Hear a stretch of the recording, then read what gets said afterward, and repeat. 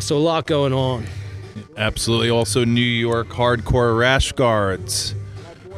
So we got the Judge rash guards coming soon. Already out there. Madball, Agnostic Front, Murphy's Law, Sheer Terror. Always the latest and greatest rash guards. And those rash guards are sharp too. You're starting to see them everywhere, man. They're flashy. Even if you're not in the hardcore scene, like, they are awesome looking. Same with the Balance and Flow ones that are coming out now. Absolutely. Gorgeous. Little red, white, and blue theme on the one hanging out in the lobby right now is nice. I'll probably pick it up before I go. Worth mentioning too, I got to do this from like a soft spot in my heart. I was doing some homework on Beyond Steel, right? One of the sponsors we have. That is a veteran-owned business. Not just veteran-owned business, but a disabled veteran-owned business. So as a vet myself, props to them. Go support their services if you need anything done in this New York area. Yes, and Beyond Steel, that's owned by a gentleman we'll be seeing in the second match from Gorilla BJJ, Kyle Balakitsys. And people are starting to funnel in here. Got the spectators coming in. Also, kudos to everyone working on the production, audio, video. The venue looks great. 12. Yes, this academy is gorgeous. Gorgeous. Oh, yes. Second to none as far as layout, space. 12 matches today. A bunch of really stacked card. Some really good competitive matches, and we're going from really white belt away to brown belt. Yeah, and definitely the talent on the card, especially for an inaugural event, really speaks to the talent in the local area, right? You've got Ryan Cottrell, competes a lot for you guys. Francis Gafredo, also a name that's out there all the time now. Alex Nemeth, I've seen him on Fight to Win go against Mateus Lutez as purple belt. That was an awesome match for Alex. Really a lot of guys. I was talking to Ryan Roth at a 10th Planet over in Allentown there, so definitely some talent coming out of the woodworks here. We got Wessom Salee from Gary Tonen's Jiu-Jitsu school. Gary Tonen, kind of an obscure name in the Jiu-Jitsu scene. I don't think a lot of people know Gary, but definitely an up-and-comer, somebody to look out for. Sam Vorby's on here. I'll be frank, I haven't seen any of Sam's matches, at least not that I'm aware of off the top of my head. But again, coming out of Dante Rivera, BJJ. Dante's been around the game forever. Definitely one of those OGs in terms of talent, ability, coaching, and a very successful school that he has built. So kudos to Dante if you're out there and you catch this. Absolutely, a lot of matches I'm excited about. Besides Gorilla BJJ, obviously, Ambush, Brazilian Jiu-Jitsu represented pretty strongly today. That's, I believe, Matt Devore's academy out of Perth Amboy, New Jersey. So glad to see they were able to get a bunch of competitors for today. It's going to be an exciting day. Looking forward to getting things kicked off here shortly. Yeah, correct. Do you want to talk a little bit more about the rule set too? Like we said, Wilson's really trying to create a dynamic environment where fighters are incentivized to go for the submission. So really, the only rules that are restrictive, say, are blue belt and under. There'll be no heel hooks, no slamming and spiking. And that's not to say that you can't double leg somebody with intent, but no harmful slamming in terms of like a Gianni Grippo recently getting spiked on the mat, where we're jeopardizing the safety of the fighter. And then beyond that, blue belt and higher, you're heel hooking all day. You're going all in for anything you got. Everything is legal, again, with the exclusion of intentionally slamming or spiking. No, absolutely, Mike. I think you hit the nail on the head. Again, this is sub-only, no time limit. And so here, let's just go over some of the rewards or incentives. So if you're able to submit your opponent in 10 minutes or less, you're going to go ahead and win $250. Submit your opponent between 10 to 20 minutes and win $150. And now, again, as I mentioned before, once you're after 20 minutes, you're not going to get cash. You'll definitely have the bragging rights. And there's also a couple incentives for fast sub of the night and fight of the night. Man, after 20 minutes, I'm just passing out on the mat. It wouldn't matter. All right, ladies and gentlemen, about to begin the first match of the day. TJ Salas at a Strategic Academy and Danny Fox at a UFC Farmingdale. About to get started with the first match, white belt 155. To my right, we have from Strategic Academy, TJ Salas. And to my left, from UFC Farmingdale, Danny Fox.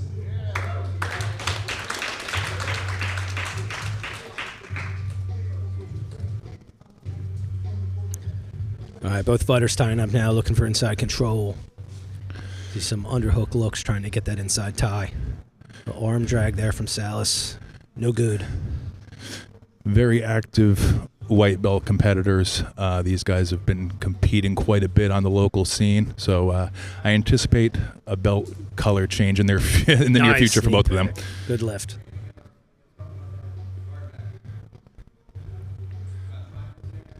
Salas on his back now. He's got the hook. It looks like Fox is trying to address it. Sal's dangerous from the guard.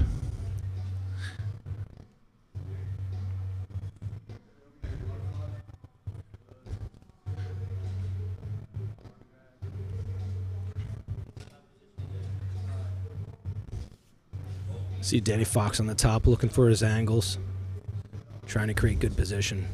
Doesn't just want to dive in on Salas. Like you said, he's got a good guard falling back on the ankle now. Oh. And remember, there's no points, so these guys are perfectly comfortable being able to roll through positions in transition like this. Salas. There's the tap. The straight ankle. And there we go. Danny Fox with the submission.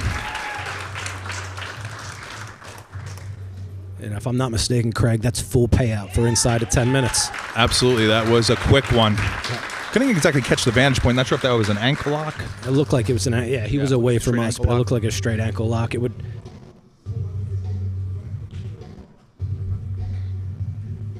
Next up, we got Kyle Balakitsys, and Brandon Johnson. All right, and again, the incentive structure here with the format, Balance and Flow Invitational, means that Danny Fox is walking out with his full payday. Here from Wilhelm today, Kyle Balakitsys. And from Ambush, BJJ, Brandon Johnson. All right, Brandon Johnson taking the mat now in the two-shirt. Jimmy stepping into ref, my brother Jimmy. Give Wilson a chance to ref or coach his boy. I'd be curious to know what the hourly rate of work is here if you finish your opponent that quickly. Brandon Johnson going under now, onto the leg. There's the straight knee bar on. No tap. He's Balakitsys trying to escape the knee bar. Onto the ankle now. He could turn down and go belly down. Yeah, he rolls flat. I think Kyle's got a good angle, though.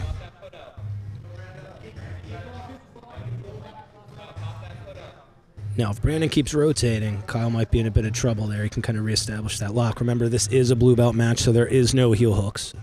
All other leg locks are legal.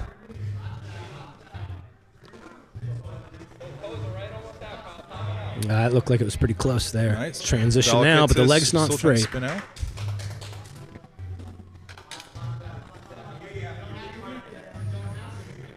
Kyle now falling back. 50-50 position right now. Brandon still do a good job of controlling that knee line. Balakitsys is hand fighting, making sure that Johnson's not able to stretch back on that leg. Yeah, and he's got to be active here. Try to, again, there's no incentive to come up in points, but you have a good hand fight like that, be able to kind of reverse the position, give yourself an advantage, as opposed to both guys attacking their ankles constantly and consistently.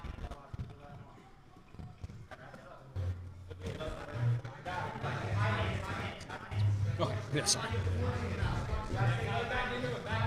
Belly down again for Johnson on that leg. Yeah, Johnson would do himself a favor to posture his hips up higher here, create more space.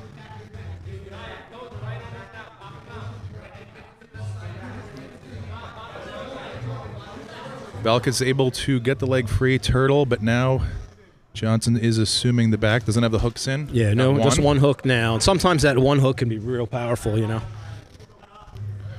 Yep, one hook and control of Balakitsys' right leg with the other foot. So he's able to get some degree of backpack control from there. Yeah, Kyle's still okay, though. Brandon's controlling one side of the body. If you notice, he's got the left hook in, but he's also controlling the left shoulder. Now moving on to the neck. I don't know if it's under the chin. There's the tap. Oh. And Brandon Johnson with the rear naked choke.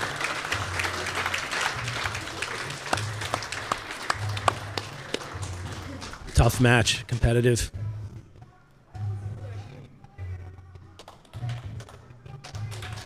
Kyle with a bit of a limp.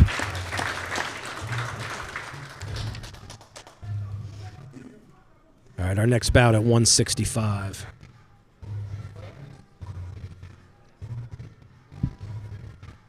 We got John Ari and John Eck.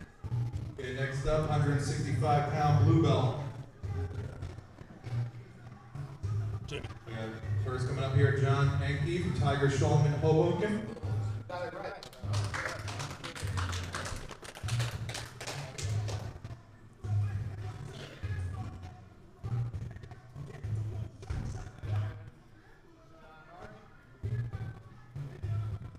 Wait on John Ari coming to the mat now. Ari.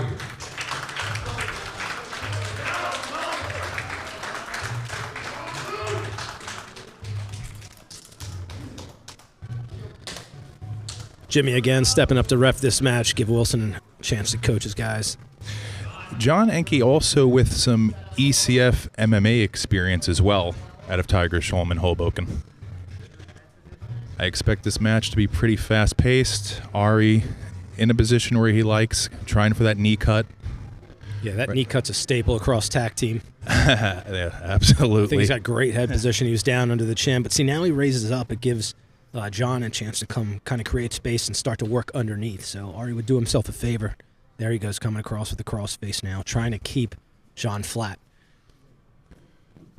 Now, anytime John's able to get up on his side here and be able to start to create frames, create space, it gives him the opportunity to rotate underneath John. So John's doing a good job keeping that head low, those hips high, driving in to prevent that. You see him fighting for the underhook, too. Even though he's only under the elbow, it's still helping.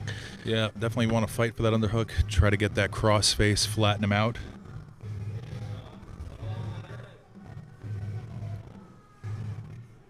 There's the underhook now. Deep, resets the head position. Foot is still trapped, but he's definitely advancing good with that underhook under the left arm of Enke. Yeah, but here he can kind of take his time clearing that foot, too. He's got great position. He's really driving now, driving forward, trying to get some shoulder pressure on Enke is Ari. Yeah, and one of the keys you see now is he's controlling the right arm of John. Right, Paul Schreiner talks about that a lot from the half guard position. In theory, you could essentially lay flat on that arm, the bottom side arm there, and just control it the way he is. And technically, your opponent shouldn't be able to come up on your back or anything because he needs that side of his body free in order to do that. So as important as the underhook is, that near side arm even more so. Now with the deep cross face and pressure onto the neck, again, just trying to free that leg. Ari still working to free his right leg. Again, getting some shoulder pressure on Enke. Kind of hunkered in on the left shoulder of Enke, but again, leg still trapped. So Enke putting up a fight even though he's flat now.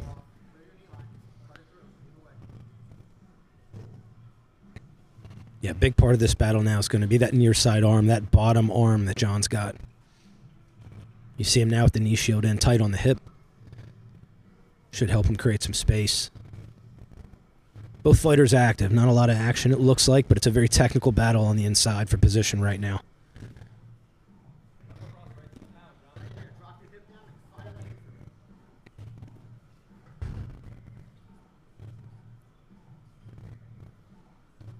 John's dropped the knee cut now. The knee's back on the mat.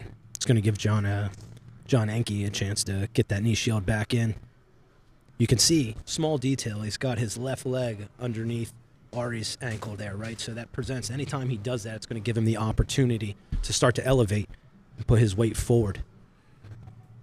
Yeah, not quite the lockdown, but again, a little scorpion hook, just something to try to elevate, disrupt this balance, perhaps elevate him. Yeah.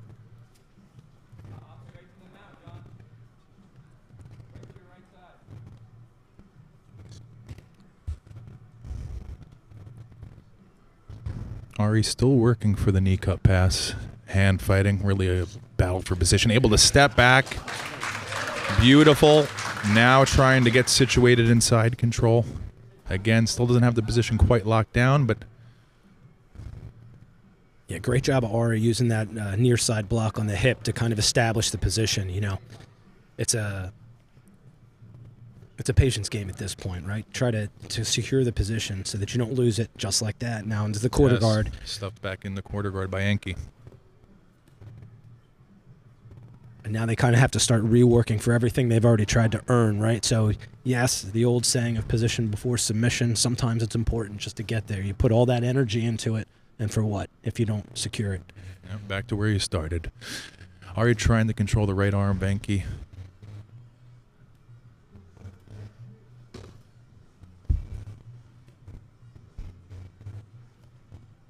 You know, and this match started at 2:12, so the first 2 matches went fairly quickly. They got the top payday. We're nearing that 10-minute mark. So money's on the line, folks. No, still jockeying for position. Already doing a good job of controlling that bottom arm. I think that has a lot to do with Enke's ability to create some offense here. Right back into the knee cut again.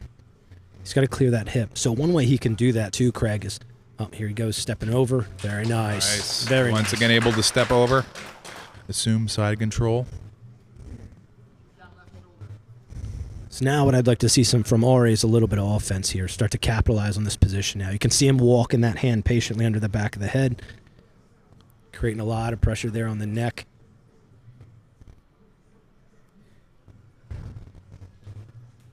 John Enke with a frame in the hip and doing a good job of hiding that other arm. He's going to have to look to recover from bottom, though. There's no submissions available for him from this position. Very few, I should say. Oh, yeah. A small percentage. Only highlight reel stuff. Ari shoveling the right hip of Enke, making it difficult for him to even attempt a recovery from here.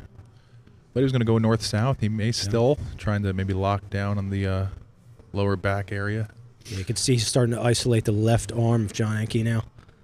Back to the cross, a little bit of a cross face, at least control the right arm of Enke. Try to flatten him out again. They are doing a good job of controlling elbows from this position. Well, he's got an arm. Not sure if he... Arm again. Near Kimura grip. You know, if I'm John Enke too, this is where I'm going to expend my energy. Yes, this is a match with no time limit, so energy conservation is something you definitely have to think about. But if there's a time I'm going to expel energy, it's now. Yeah. He's really got to get his frames established and try to recover something here, get on an offensive attack. Ari just really smothering him now with pressure, trying to get some control of that left arm. Not sure if he's thinking maybe Kimura, far side armbar. Back again into that kind of quarter guard. Ari able to slide through. Another knee cut. Back on top. And this isn't actually easy for Ari either. I mean, Ari's expending some energy as well. He's constantly rotating, constantly having to fight through that quarter guard, constantly having to drive through. John doing a good job of staying active from the bottom. You hear Wilson call out 2 minutes left for that money. Knee on belly now. Another tag team staple. Really looking to isolate that far arm now. Nice bite on the left arm of Enke. Posting a little bit in the throat area, making him uncomfortable. Step over. Over. Nothing. Armbar Both men attempt, nothing pause. there. And back to the quarter. John Enke doing a good job again. You can see him trying to slip that left foot underneath, but he's got to use it. He's got to use that to create. So he tried to extend there, and it helped. But if you're going to put those small details in, you got to make them work for you.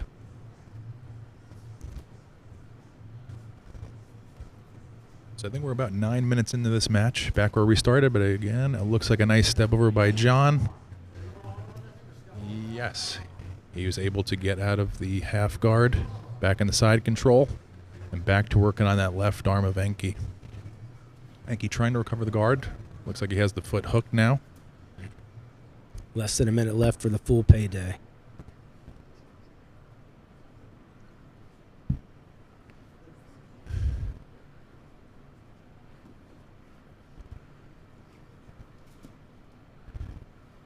Enke expending a lot of energy trying to maintain this quarter guard. Trying to get back to half guard. Well, Ari Another once high able step. Step over. Quick little knee on belly. Back to going around the head. Oh, no, still trying to control the arms. Yeah, Ari seems content to try to hold get control of the arms here and look for a submission that way. I don't wonder if he's not thinking about maybe trying something else at this point. John Enke on bottom doing a good job of defending both and protecting his arms. Again, both fighters expending a lot of energy and time ticking off. Time is money in this format.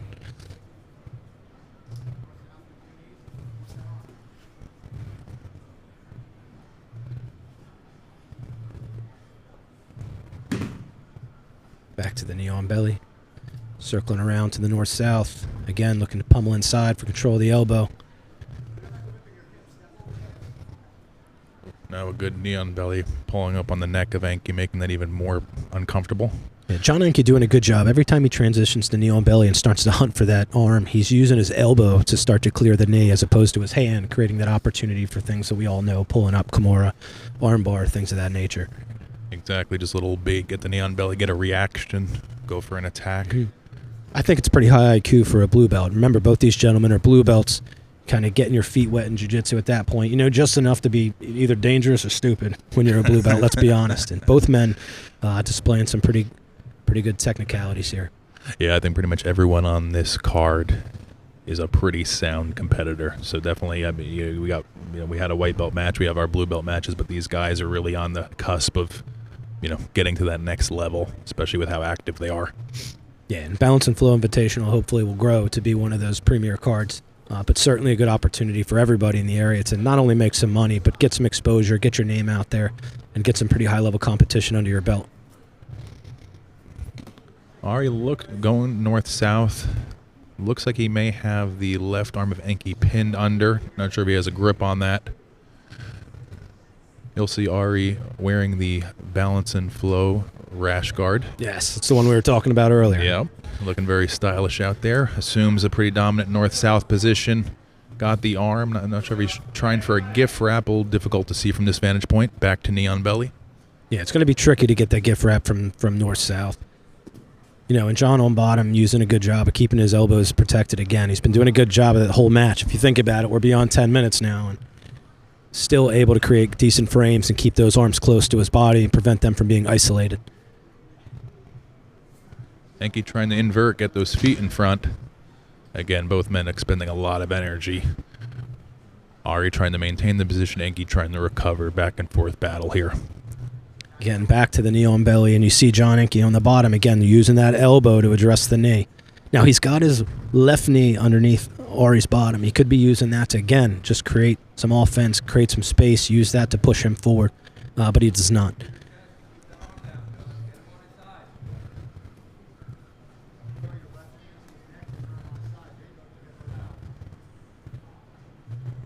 Tight side control by Ari. There's a lot of pressure for a long time. Both men still very active for being well beyond 10 minutes in this match.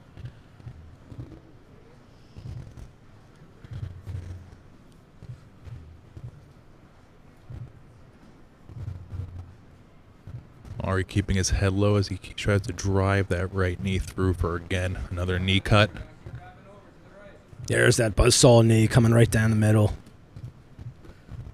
And Enke's still able to keep that hook able in there. to do it again. Now see if he can generate any offense with this knee shield back in place. Now he's created a lot of space to work with. I don't know how much energy he has left. And again with the step over from Ari. Beautiful.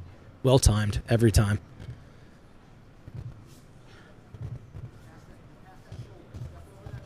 Yeah, John Enke's going to have to get that knee shield position working for him and prevent that step over. That's 3 or 4 times it's happened this match. Ari once again shoveling the hip, getting real heavy now. But Enke tried to recover there, but once again Ari assumes side control. Let's see if he has some attacks from here.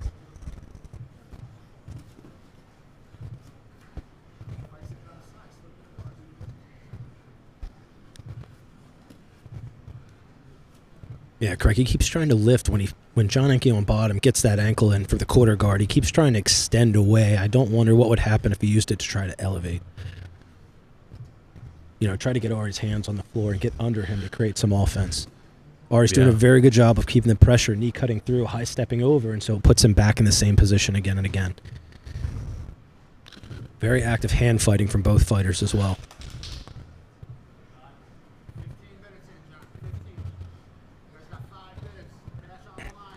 Again, Ari trying to use his head now.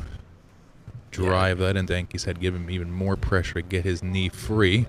See if that's successful here. Yeah, look for him to slide down the length of the femur now, change the angle. He's going to use recruit the other foot there for some help to get that free. Oh, Enke able to recover it again. Right arm, like he's trying to stuff like it's a NFL football there, but all for naught, back to where he was. The high step. There you go. Yeah, Ari's pressure is impressive, especially at the blue belt level. I don't know if he has any wrestling pedigree in his background, maybe in high school or middle school or something of that nature, but very good pressure on top, good movement, good timing. Enke once again able to recover, able to scrape Ari's right leg. Now he's got two things here, Craig, he could use. He just lost the knee behind the butt, but that knee behind the butt in that position is so powerful to create offense in terms of moving your opponent's center of gravity up, getting their hands onto the mat, put you in a position where you can either wrestle up from the bottom, which is always nice, especially if you're old and you have bad knees, hint, hint, or, to be able to get underneath. A lot of guys like to get on the legs nowadays, so creates opportunities for both avenues there. Yeah, I think that's Enke, when he gets back to that position, he should definitely be thinking either come up to try to get a single or maybe try to elevate, shoot a Bashigurami, but he definitely has to get something going while he's doing a great job in this match defensively. It just got to be weighing on him at this point, the energy expenditure here against Ari. Yes. Once again, Ari, past. far side armbar attempt, but lost it. Probably getting a little slippery in there now, the sweat and everything else going. Absolutely.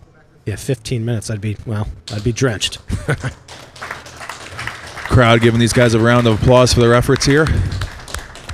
Still going. 17 minutes in this match, so we ran through those first two, but this one is pushing the no time limit threshold, that's for sure, right?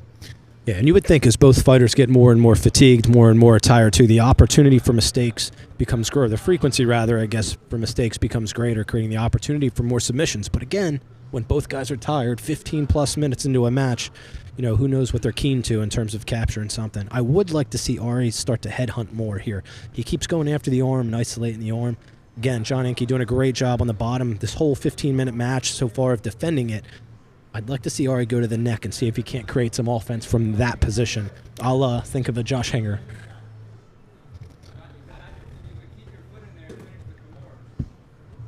Ari trying to go for the Kimura, but again, Enke has a kind of a body lock-esque grip around Ari's back. Broken. Ari's still hunting for that left arm, maybe thinking crossface to try to flatten him out. But I definitely agree with you, Mike. It may be time for Ari to try something else. He's had a lot of success passing with the knee cut and getting to dominant positions, but Enke's not presenting many submission opportunities for Ari as of yet. No, he's doing a very good job defensively there. He's trying to keep the top leg in now for the high step. He's unable to. I will note, too, that Ari just did a great job of trying to lift that bottom leg. So anytime you're in that quarter guard, the half guard position, that top knee shield is in, doing a good job of holding you, keeping you away, keeping you at bay. A lot of guys, I've seen Lucas Lepre do this a lot. Reach down, pick that bottom knee, basically just lift it and reset the hips. What it does is changes the angle so that knee shield no longer in the hip bone. Now you're able to either recut through Toriando past to some extent, high leg the way Ari has this whole match. Of course, this high leg is so well timed, he hasn't had a need to really do that. High legging it again.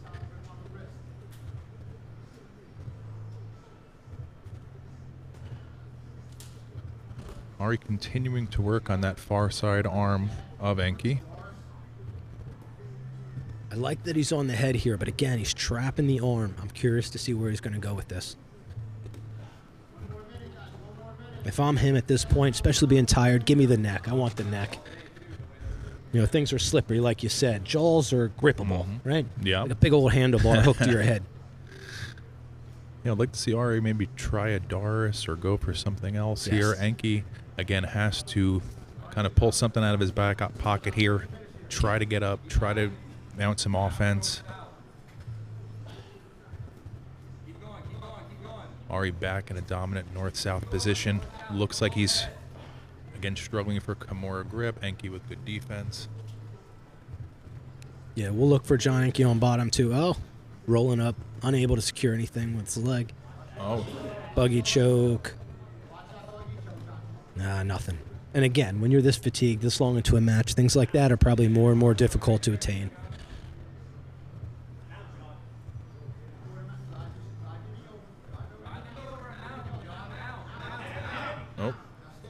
3/4 mount. So Ari nearly in the mount, but again, Enke able to keep his defense. And it looks like he's back to a half guard hook. Another thing I'd like to see from bottom here on Enke is rolling under. Once he can get that arm free, maybe step under. Good step back by Ari. Resets the position now. Maybe he felt he was starting to lose it. Change the angle. Shove on the hip, back to north-south. Back to north-south. Back to side control. Ari's cross-face work has been very effective this match as well. Back again to that knee on belly. That's got to suck the life out of you at this time in the match. And again to the knee shield and the knee cut. And just pulling up the back of the head of Enke just makes that 10 times worse. More pressure on the core, and when you're exhausted, it's just draining. Once again, able to push down the knee, step over. If you're just joining us again, this is the third match in the inaugural Balance and Flow Invitational Tournament. Sub-only, no time limit match. These guys have been going on now for greater than 20 minutes. This match at this point is just for bragging rights, but very, very active from both fighters. So, you know, kind of like Wilson said in the rules meeting, who cares how long this match goes? If both fighters aren't stalling, they're engaging, it's technical, let it ride. You know, good demonstration of jiu-jitsu, especially at the blue belt level. I'm finding it, you know, as this match goes longer and longer, it's not common you see two blue belts who can roll for damn near 30 minutes. Oh, yeah. No, these young guys got all the energy in the world. Yeah, But eventually gets to a point where where it's a war of attrition. You know, it's what man has more cardio, has more stamina left. Enke trying to work a Kimura. It looks like Ari has his, he has the inside of his thigh gripped up, preventing that arm from getting extended. So he's going to try to get heavy there. He's also got that butterfly hook, and I'm curious to see what he does with that, if he actually uses it. Yeah, Ari does have to watch his base here with that. All right, talking to his coach. All right, don't talk back.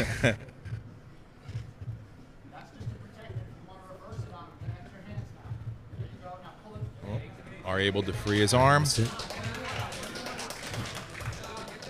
And Craig, this might be the first time in the match that we don't see the quarter guard where a knee cut through to side control. Let's see if John Enke on the bottom gets him in, back to the quarter guard. Oh, maybe. Ari with good position on both arms. We're back to side control. Short-lived. Short-lived as it was. Short-lived, that's the name of the game. Throw up some attacks. You've been on the defense for 20 minutes. Just try something to get out of that bad position.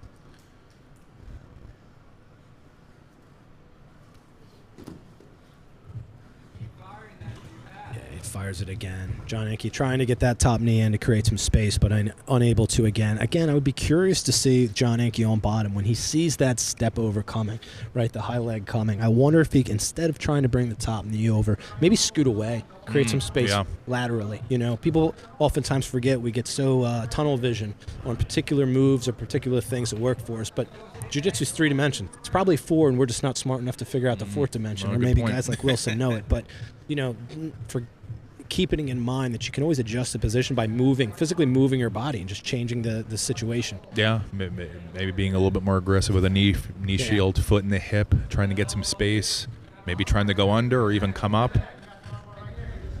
Yeah, I'm looking for a big bridge from John Enke, but I think they're just too tired at this point. He's rolling up. Enke rolling up.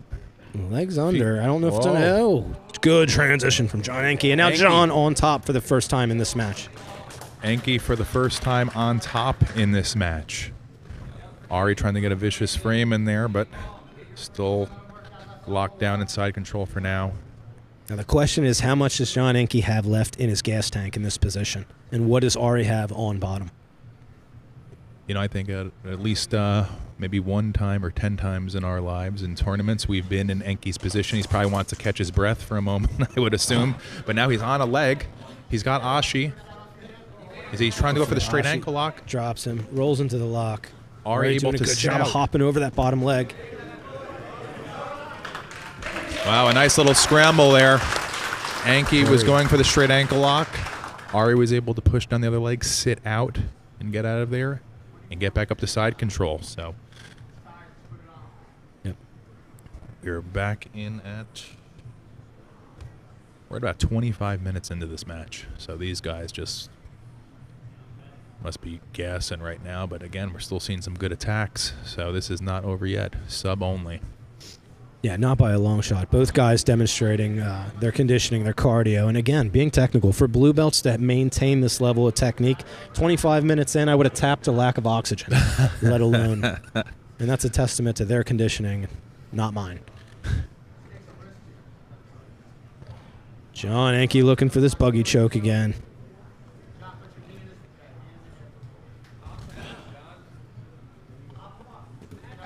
Now, I want to see Ari take his time in these positions now, in these transitions. But again, 25 minutes in, all bets are off. Both men probably exhausted. Kick away. Ari to his feet now. So what can John Enke get going on bottom here? How active can you be 25 minutes into this match? Ari going to his tried and true step over, back into side control position.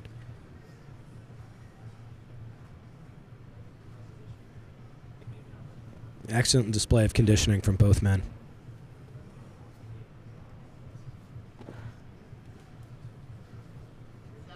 Ari once again trying to attack that left arm. Seems he's really hunting that Kimura, which he has been for quite some time. Either Kimura or far side armbar, but again, no luck so far in really locking that up, even for a potential submission. So we'll see if Ari decides to kind of switch up the game plan here, but at least for now, still hunting that arm.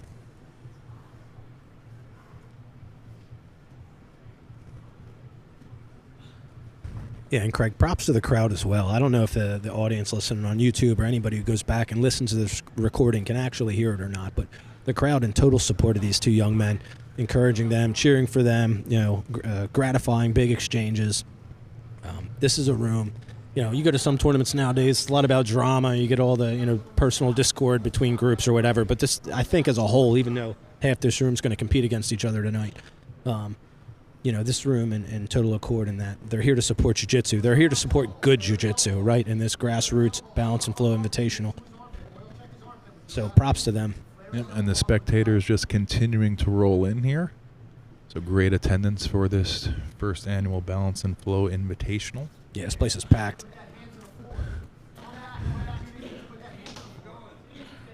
Ari has that Kimura grip on Enke's left arm, but not able to get any extension on it.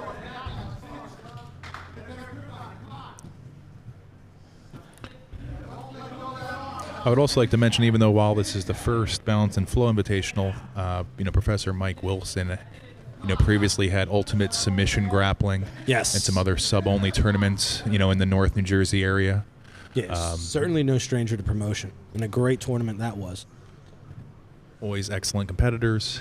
Unfortunately, we all kind of lost a year of tournaments and BJJ action with COVID, but glad to see things are back and in full swing, and such a stacked card. But we are still in this battle. John Ari, Gorilla BJJ against John Enke, Tiger Schulman, Hoboken.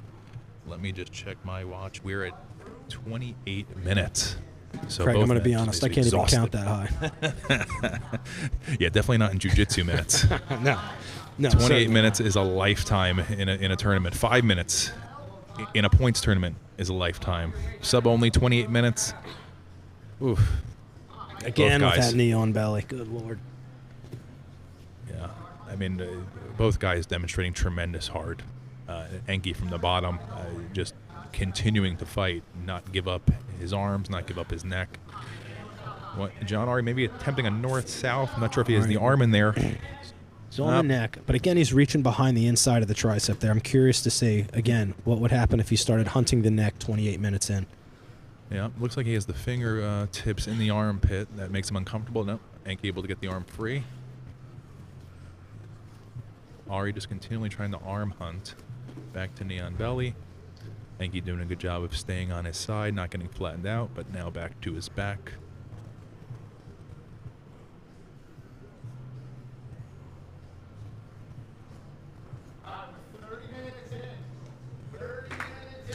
Officially 30 minutes into this match. The crowd giving both of these gentlemen a round of applause. Right. Now this, and Craig, correct me if I'm wrong, this is for bragging rights only at this point under this format, right? This is bragging rights only as of now. Once you're past 20 minutes, there is no longer any money involved. But again, you definitely want to go home feeling good with that W if you can. Sure. Yeah, I don't think either of these guys are going home feeling good at this point. not for not having good technique or for working hard, but just for being exhausted.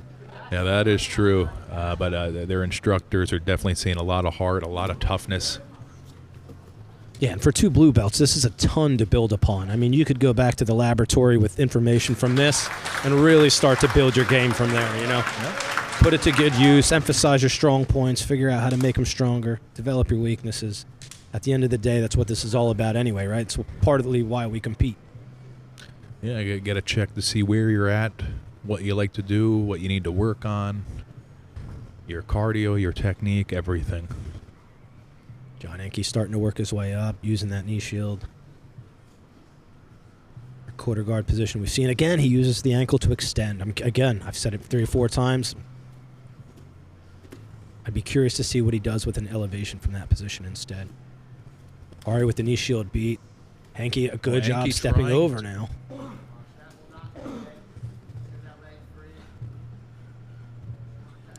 So Ari needs to do a good job here, good head position, and keep Enke from using that to be able to rotate underneath him or get his hips to the mat.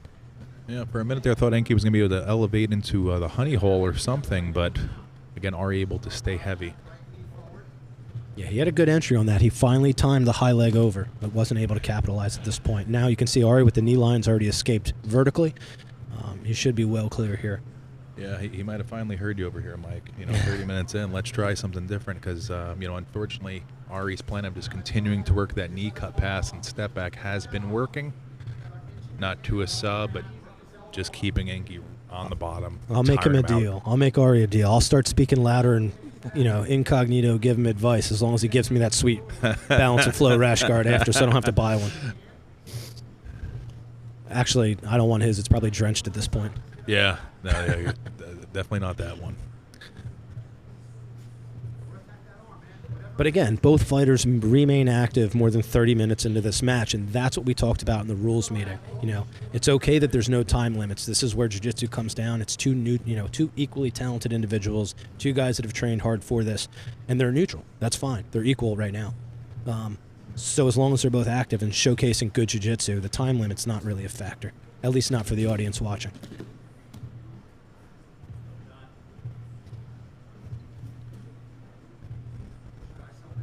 Yeah, and as the time just continues to elapse, it becomes more and more a test of conditioning. Have you been doing your shark tanks and your training, your side control escapes, your mount escapes when you have to dig deep, when you have nothing left? And you can tell back on their feet. It's just unbelievable. You can tell both men are fatigued. They're standing very, very vertically, but the hand fight started right away. Ari with a beautiful takedown. Ari with a nice takedown. Oh, it looks like a rubber guard maybe from Enke. Threw over the left leg. I think he has that grip with the right hand. Yep, he is breaking Ari's posture. Maybe trying for a wrist lock or a omoplata or Kimura type attempt. Nope. Ari able to roll out. Keep that right arm safe. Yeah, this is where John Enke's been for the majority of the match, and this is where he has to show us what he has. He's got to show other tools in the box. What he's been doing for 30 minutes isn't really stopping Ari on top coming through here. So another high leg. John Enke times it for the second time, settles Ari back. Both men back to their feet at this point. Inside tie begins. Double inside collar tie by Enke. Enke looking for that, look like that plum, the tie plum on the back of the head. I've seen more and more guys doing that now in the no-gi world when they're on their feet. A lot of guys coming out of Atos, it looks like, doing that. Ari with a beautiful setup into an inside trip, but again finds himself in that quasi-rubber guard with the arm isolated. John Enke looking to put that wrist in the hip, but Ari able to pull away. Both men are drenched at this point. It's going to be hard to secure a limb that way. That's why I keep suggesting the neck to you, but I'm biased. I like necks.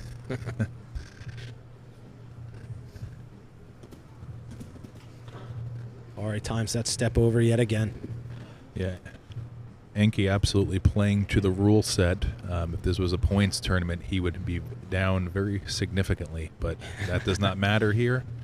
It's sub only. So. Again, I have to agree with him, Mike. I would at least be trying to put some pressure on Enke's head and neck. You got to figure he's already low on oxygen now. Just more of a squeeze, crunch, shoulder pressure. But Enke's still keeping, some semblance of frames during this whole time. Being very tenacious with trying to keep his hands on the inside of Ari. Oh, he recognizes the step back by Ari. Enke able to roll come through up, and come up. Control on the right leg. Nice defense on that step back attempt by Ari. Enke looking for the leg entanglement.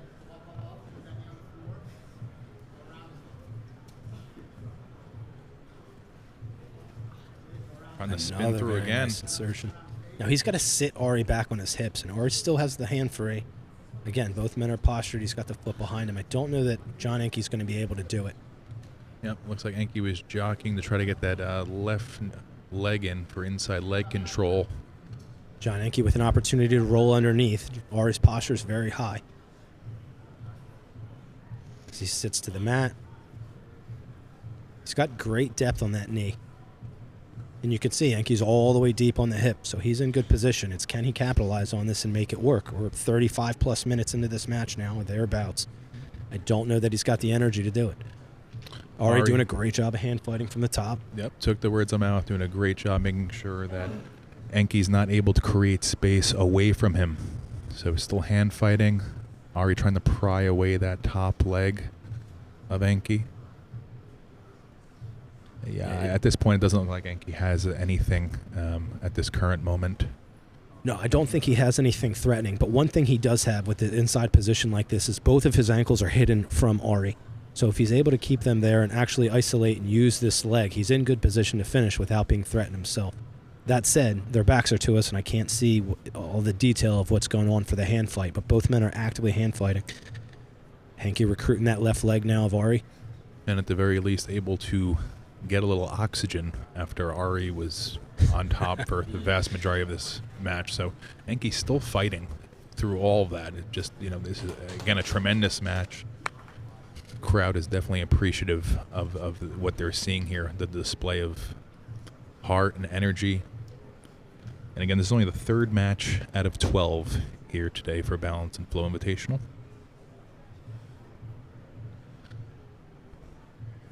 But again, and I have to be I shouldn't say again, but I have to be self-critiquing, Craig, because it's easy for me to sit here and commentate and say what I think I would do or what I'm seeing happening. It's a whole other thing when you've been on that mat for more than 35 minutes with no water break, with no no breath, and you've been in knee on belly for portions of it. I don't know. I always think that when I watch some of the the broadcasts that we see out there when you're watching jiu-jitsu and somebody says, "Oh, I would do X, Y, Z," and it's like, really, 30 minutes in, would you? No matter what your ranking is, I would say with every number of X minutes, your level's going down. That's even if you have tremendous jiu-jitsu, your cardio, your conditioning has to be top-notch to compete, especially in today's environment. Absolutely. And I was just informed that we're now 38 minutes into this match. John Enke now on an arm. Enke could be taking the back. Yes, he has the arm. Can he extend Ari's head? Ari needs to get very heavy here. The arm is sent. There's the submission. John Enke. Enke able to pull it out with the arm bar 38 minutes in.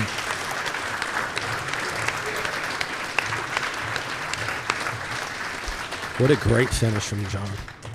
That was a great match by both gentlemen. John Ari and John Enke, ladies and gentlemen. Gorilla BJJ and Tiger Schulman, Hoboken, respectively.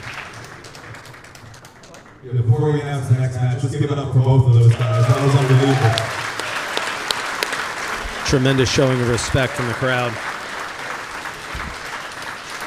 And next up, blue belt 155.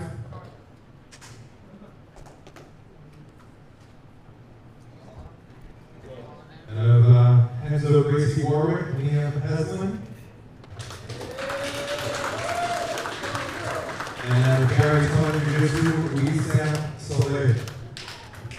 All right, Liam Heslin out of Henzo Gracie Warwick coming to the mat now for this 155-pound match with Wessom Salee from Gary Tonin Jiu-Jitsu.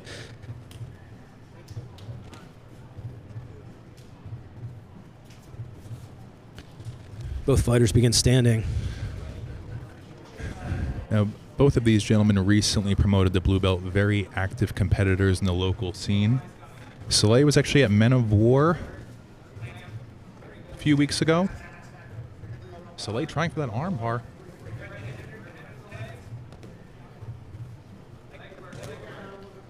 Liam looking for double unders now for the stack pass right on the edge of the mat. It's possible that the referee stops them just because they're close to all the equipment as they start to circle back to the middle. Liam committed to the double underhooks at this point using good pressure, but Wessom's hips are still pretty much on the mat. He's doing a good job of keeping his knees far apart too to, relieve some of that pressure. A little rush pass there from Liam. Yep, and a reset in the middle. Reset. Chris Sodbano in the corner coaching Wessom Salee from Gary Tone, brown belt from Gary Tone Jiu-Jitsu. Again, they're going for the 5-finger grips there from stand-up. Almost looking for that mercy game to try to set up a takedown. Liam leading with his head. As a quick funny side note, Salee's victory at Men of War, he was able to secure the rear naked choke after his opponent had a little bit of a wardrobe malfunction with his shorts. A win is a win. Oh, again, Salee. Oh, wow. Both fighters very active. Yeah, Salee was throwing up the kitchen sink there. Almost had a back take to an arm bar. Slammed down in the full guard. A little bit of a nosebleed here for Salee. Nothing serious, just clearing that up. Yeah, both fighters receiving a warning for a slam. It kind of looked like it was in a scramble to me. I wouldn't call it outright intentional, but... Yeah, I would agree. It was kind of a scramble slash submission slash guard attempt. Not necessarily a slam, but again, we'll reset here in just a moment once this nosebleed has been put to bed.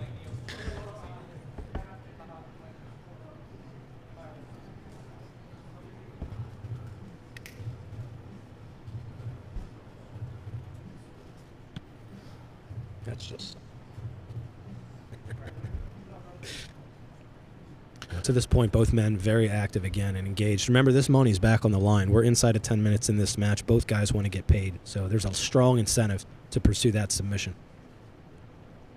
Yeah, both competitors want this match to resume as quickly as possible, but anyone who's, when you get those periodic nosebleeds during training, they can be a pain. Want to make sure to get that resolved just so we don't have an issue with blood on the mats and things like that. Yeah, blood's gross. Unless you're BJ Penn, and then you love it. All right, both gentlemen back to the mat. About ready to resume here. Little sign of respect between the two. I like it. Back to the action. Yep, and so far this has been a pretty fast-paced match. Oh. Wessom looks for the pull off the collar tie. No dice, back to the feet.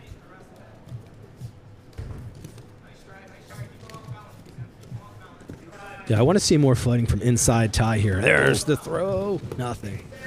Oh. Scramble ensues. Heslin was chasing the back, but unable to get it. Both gentlemen back to their feet.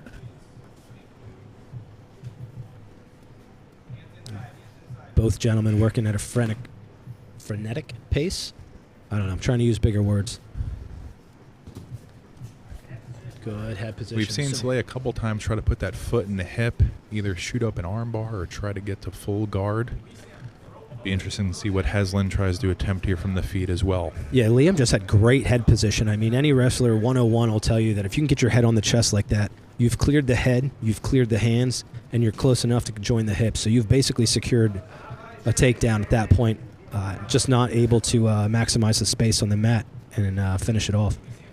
But great head position. We'll see if he does it again. Oh, Salee trying for that. Oh, nice trip. Heslin trying for a guillotine. Liam on ahead now. He's caught up in a little half guard. He is fighting for the head. Liam's deep under the head. I think he's under the chin, and he abandons it. He had the one hand there, wasn't able to lock it up. Got caught in a little bit of half guard there. So now we'll see. Salee being very aggressive with his legs. Back up to the feet.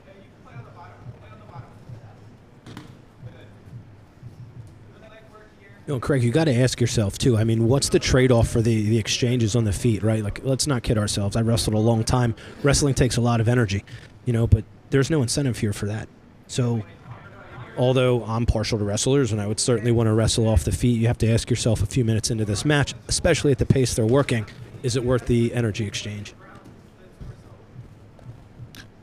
Yeah, you have to think of the strategy that, both of these gentlemen had coming into this. If they saw, maybe perhaps an opportunity to do something standing as opposed to just sitting and pulling guard and working from the butt. But Heslin again trying that guillotine. I like the way Wessom just came up there. It showed how explosive he is off of his back. He could easily wrestle up from that seated position. But exposed his neck a little bit. They're back to an exchange. Collar tie, inside tie from Wessom. That trip again, he's been successful with that. Keeps throwing some various trips out there, out of space, back to the middle. Salee being instructed to pull guard. So again, Mike, what you're saying coming to fruition, maybe stop spending so much energy on the feet. Let's get down to potential submissions. Yeah, it's possible. I mean, you need to know the rule sets that match great transition onto the legs. You need to know the rule set in the event you're competing in and ask yourself those questions before you start, right?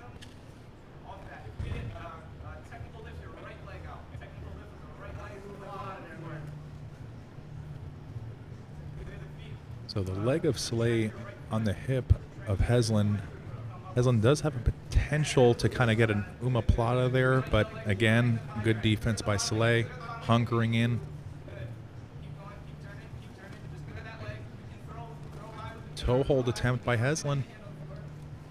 Wow, able to sit through by Salee. Very nice. Circle through. Back to the feet again. Now in a front headlock position. Again, looking for the trip is Wessom. Yeah, gripped up on the head, trying for a leg trip. Reset back to the middle. Both fighters very active in this match. Wessom sits to the butterflies, very active with those hooks, trying to get underneath. He hasn't had success getting underneath yet necessarily, but at least he's very active with the hand fight and the hooks from the seated position.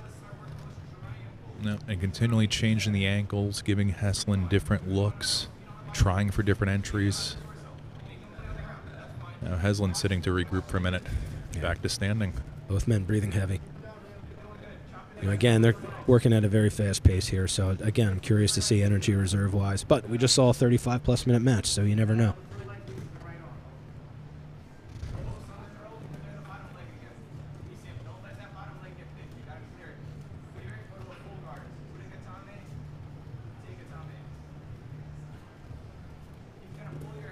Liam allowing Wessom to sit up now, starting to attack the head as he dives in.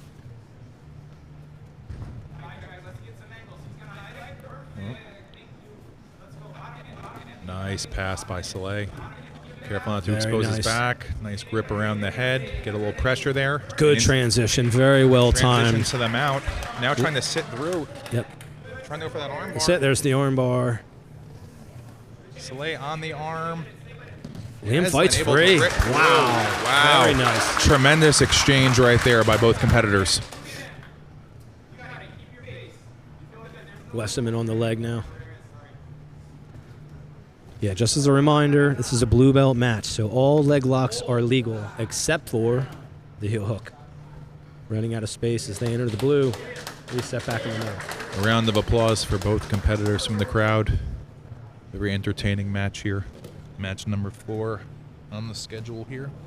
Ooh.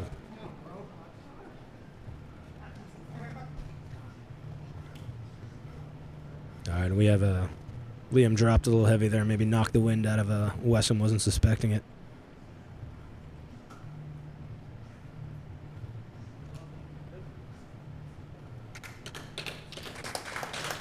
Match now set to resume. Liam looking for the mount position. Wessom rolls up, looking to throw legs in, unable. Starts to protect the neck, getting his elbows in. Heslin in a high mount here. But Craig, you notice, though, he is under the elbows. His hips are under the elbows here. He's got an arm isolated, so he's in a good position to work. Wessom doing a good job protecting his neck on the bottom. His elbows are high. I'm curious to see what Liam can do with that. Yeah, a little bridge by Salee, just to try to disrupt the base and balance of Heslin as, again, his arms are a little bit vulnerable in that high mount. Yeah, important to know, too, Liam's ankles are crossed underneath of Wessom's hips. That's going to make it real difficult for him to fight through and get out here. Absolutely the worst. Anytime you're in that position, very, very tough to get out of it. Yeah, What? Salee able to get his legs in the mix. God, it must be nice to be young and flexible. Young and 155 pounds. Yes, in on that leg now. Salee On the ankle lock. Ashi with the ankle lock. The straight ankle lock is legal. Again.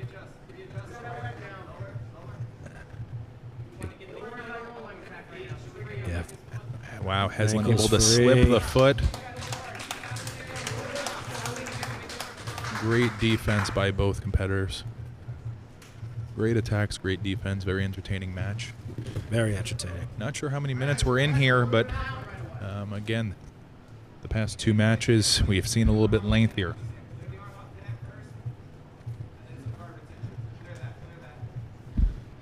Heslin looking to be working perhaps a guillotine. He's now mounted. Not sure from this. Oh, he was able to secure it. Liam Heslin, Henzo Gracie Warwick with the win. Again, at blue belt, another phenomenal technical match. Great showing of respect from the crowd as well. This is a real positive room.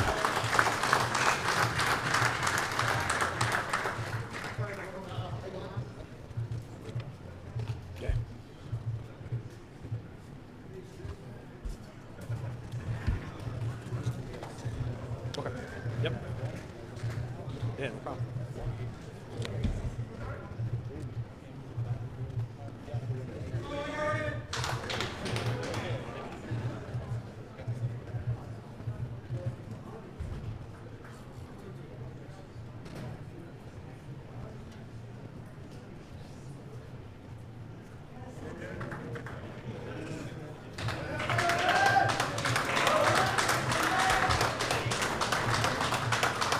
All right, after that match, doing a little bit of a cosmetic cleanup, getting the blood off the mat.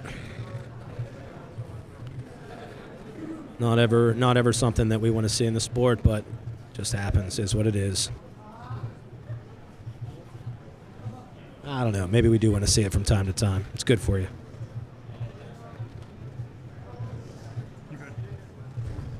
Again, this is the inaugural Bounce and Flow Invitational. I want to throw another shout out to the sponsors, Beyond Steel. I'll pause as we introduce these guys. Blue belt 240 plus.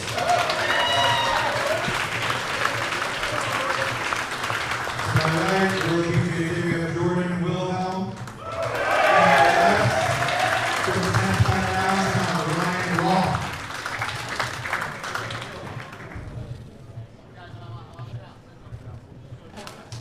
All right, 240 plus now. The big boys taking the mat. This is another blue belt match.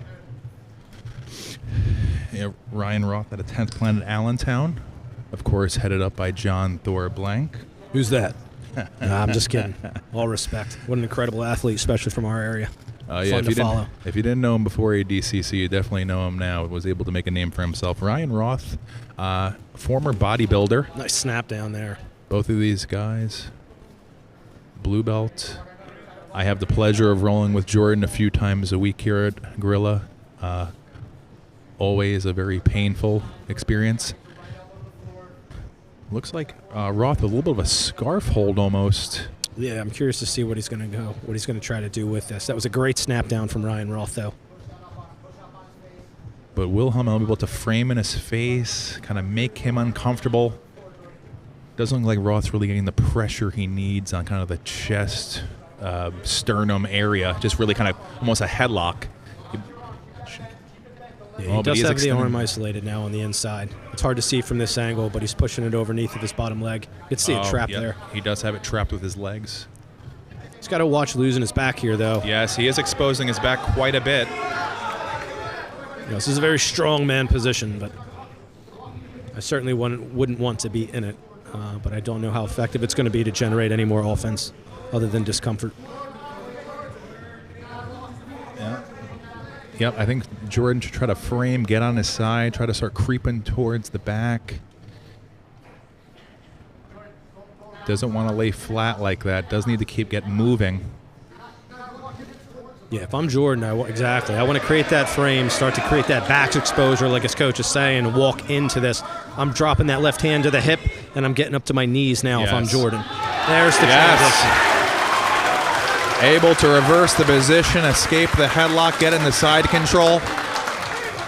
Yeah, you hear this crowd go nuts. That's that's awesome. That's just awesome. You can tell Jordan has quite a few teammates, friends, family here at Gorilla BJJ in Mahwah. You know, and these are the big boys. So I'm curious, in a no time limit match, should this thing get into deep water? Good transition into the mount now by Jordan. Jordan in the mount. Ryan looked a little slow there to rotate. I don't know how much energy he used on that headlock and that scarf hold. He's got his hands in the hips, making sure that Wilhelm can't get too high up. I'm able to stuff him into half guard. Nice by Roth. He does want to try to get on his right hip. Maybe start working an underhook. Get out of there. He's still flat. Wilhelm putting a lot of pressure on Roth's head and arms right there, just draping himself across, keeping flat.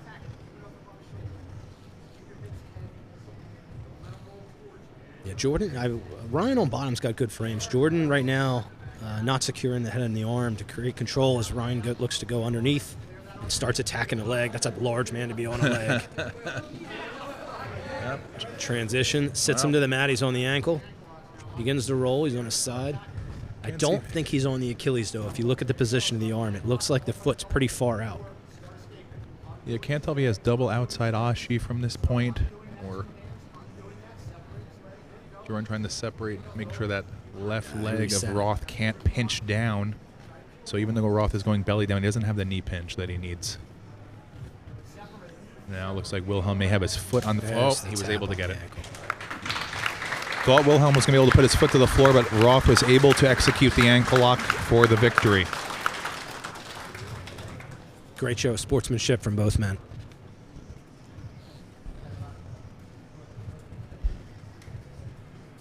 Ryan here with his son today. I'm sure his son's stoked to see that. Good match from both gentlemen.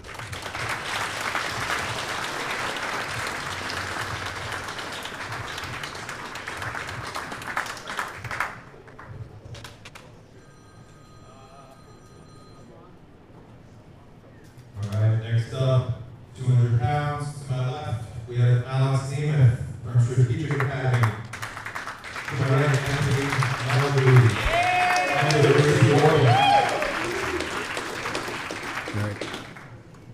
Anthony Maligoody stepping up short notice as a blue belt to take on Alex Nemeth here in this 200-pound match. Alex, of course, no stranger to the local scene and competition. He's fought at some pretty high levels. Yeah, this is a match that I definitely had my eye on once I saw the schedule released. Definitely. Nemeth, a brown belt out of Strategic. You name the rule set, you name the tournament, he's probably done it. Men of War, fight to win. That arm is deep already and no isolated. Maligoody only a blue belt, but used to and accustomed to going against higher level competition. Actually saw him in a good fight tournament in Carlstadt, New Jersey. Okay. Wreak havoc on the brown and black belt division. So he's definitely a beast. No stranger to this. No stranger to this. Played football at Villanova. So I definitely expect a lot of strength and athleticism from both of these competitors. This is going to be an interesting one to watch. I typically see Alex on his back and working off of his back. He's got a very strong game from his guard. I'm curious to see what he can do from top in this position.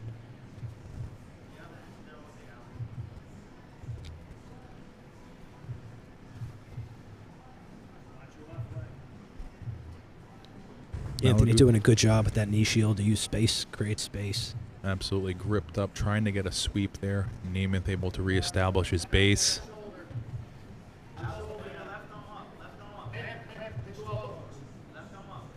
Anthony hunting the far shoulder now as he looks to transition up.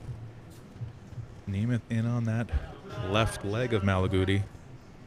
Looks like he's trying to go for an ankle lock here. Now, Alex a brown belt, but this is a blue belt match, blue belt rules because of Anthony. So he's only looking for straight leg locks here. The ankle pops out. Poor choice of words on my part. I've been in the 50-50 position here. Yeah, you hear Alex's coach calling for 80-20. He's looking to rotate his hips a little more. There's the tap. Again, a good show of sportsmanship from both men. What you want to see at a tournament like this. No garbage, no BS. We're all here for the same reason. Great showing from Alex Nemeth. Coming out of COVID and back into the competition scene. Congratulations.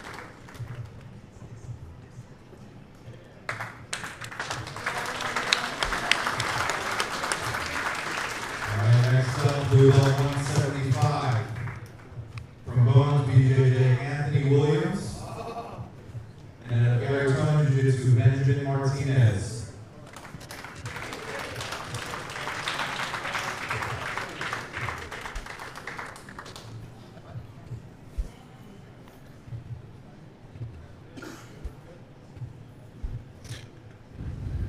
And Craig, so far, all these matches but one ending inside of 10 minutes. That's pretty awesome. I think it shows the value of the format that Wilson's put together for everybody. Yeah, Mike. Not only the value of the format, but both the strategy as well. Of the competitors realizing they're going to go in there and hunt the submissions quick. They want the money. They put in the work. Let's try to get some cash. Yeah, who doesn't want to get paid? How much are we getting paid? I got a Red Bull. I'm good. Yeah. Anthony Williams out of Bones BJJ, been very active in IBJJF tournaments. Was able to see some great displays from him there in the IBJJF tournaments, both from the feet, takedowns, good fundamentals. Interesting to see what happens here with both of these competitors. Yeah, Martinez sitting to the guard, very active out of the beginning. You notice the hand fights, the first thing I noticed from him, and then he's looking for that shin to shin. An excellent way to control the distance and the space. Yep. He's got that right shin right in front of the left leg of Williams, perhaps trying to elevate, enter in the legs. 2-on-1 now from Martinez on the bottom, using his feet to create the space and hold the distance. Doesn't like what he sees. Williams looking to pop the feet up. He's trying to get Martinez onto his back. Nice beautiful cartwheel pass. South. Hugging the hip, now into the lower back, assuming a dominant position against Martinez. What's it like to be young and athletic? Tell me again. Beautiful pass. Yeah, cartwheel passing is not in my forte.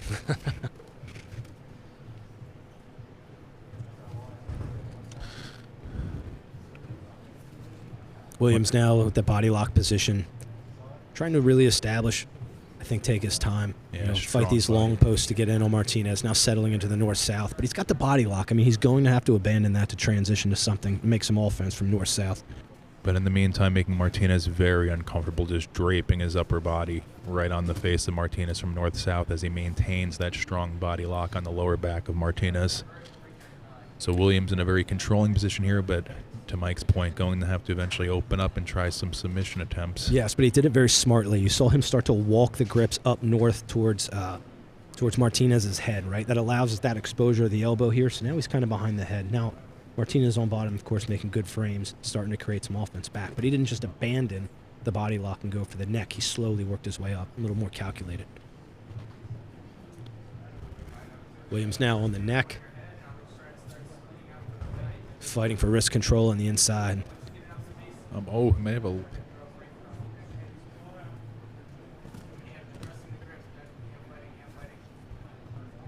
Now, we are in the first 10 minutes of this match, so if there's a sub, again, just to emphasize it, both gentlemen, well, the winner, of course, getting paid the full amount. Kind of a north-south guillotine, almost a baseball bat at sometimes. Yeah, I say this jokingly, but he's choking the wrong side of the neck. And both fighters separate now. Martinez sits out. Williams to his feet.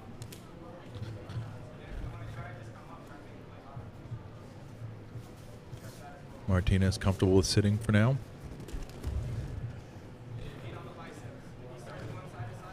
See if Martinez can attempt some offense here, perhaps a sweep or an attack on the legs from the bottom.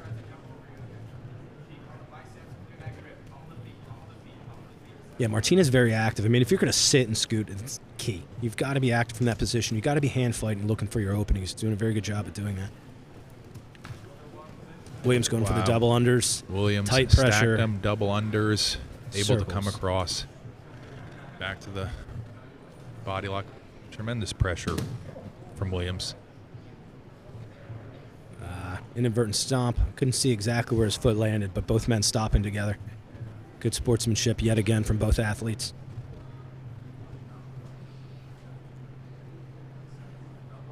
Martinez now looking to establish frames from the bottom. Williams trying to crunch Martinez up onto his right hip.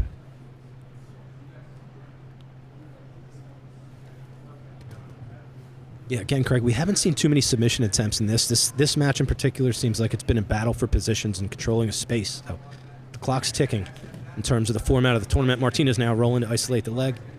He's looking for that straight knee bar as he stands. There it is.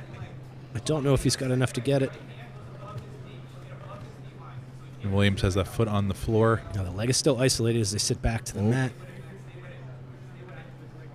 Williams continuing to roll, change the direction on that knee. Williams trying to use his free leg to pry his left leg back. The knee looks like it's starting to be free. I can't tell how deep it is. Both men near the edge of the mat now. Referee's going to let it go. They abandon, and they'll restart in the middle. Now, Wilson said that in the rules meeting. If you're trying to roll out of bounds, he's just going to restart you in the same position and then be right in the center of the mat, so it's no escape that way.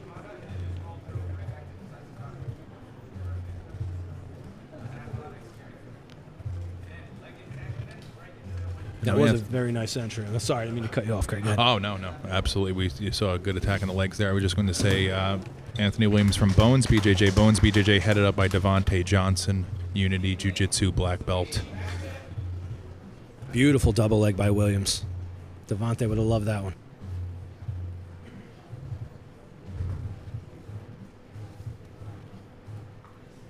Williams once again disengages, doesn't like the look he sees there. Comfortable to reset back on the feet, try for a different angle here now.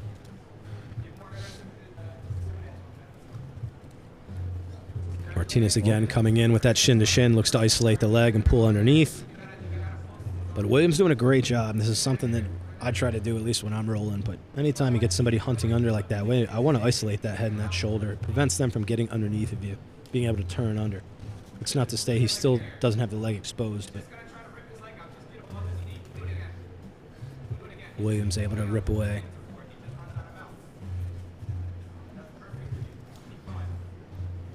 Williams dives in. Martinez has his butterfly hooks in. See if he can do something here.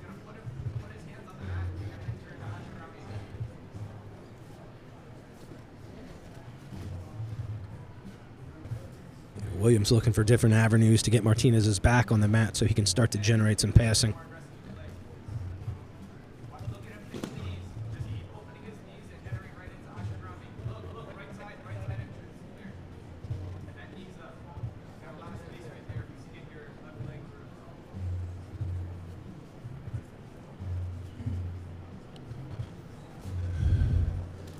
Oh. Martinez able to get in on that right leg, but nothing quite yet. Williams able to post on that leg, make sure he can't get any kind of leg entanglement. Yeah, Williams doing a good job of denying Martinez every time he gets in. Martinez is doing a good job of getting underneath, but he doesn't seem to be able to secure the position yet, really lock it in. Williams able to use his athleticism, turn away. Martinez deep on that knee now, straight knee bar. Williams looks relaxed. His leg is still isolated. Leg is isolated, but again, Martinez doesn't have the angle he needs on that knee bar, and Williams trying to pry his leg free by kicking the right leg of Martinez. Martinez still on the leg, doesn't have quite the best bite any longer, but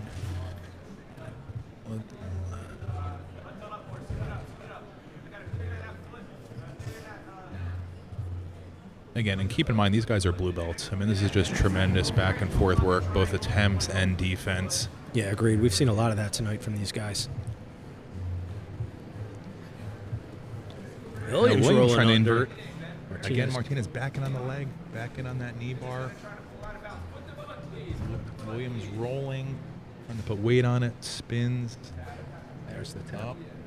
And Martinez was able to secure the knee bar. Didn't have the best vantage point here. Was right by the table, almost out of bounds. But again, Benjamin Martinez able to execute the knee bar. Yeah, definitely a nice job, Martinez. Williams went underneath, and Martinez took advantage of the space he left with the leg and jumped right on it.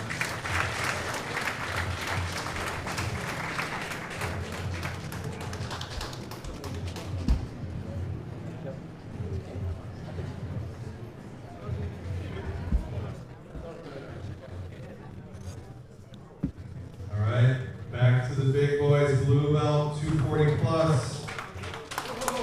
Out of Gorilla BJJ, Ryan Cottrell. And from Ryan Fury BJJ, Chad Viking, Oakland.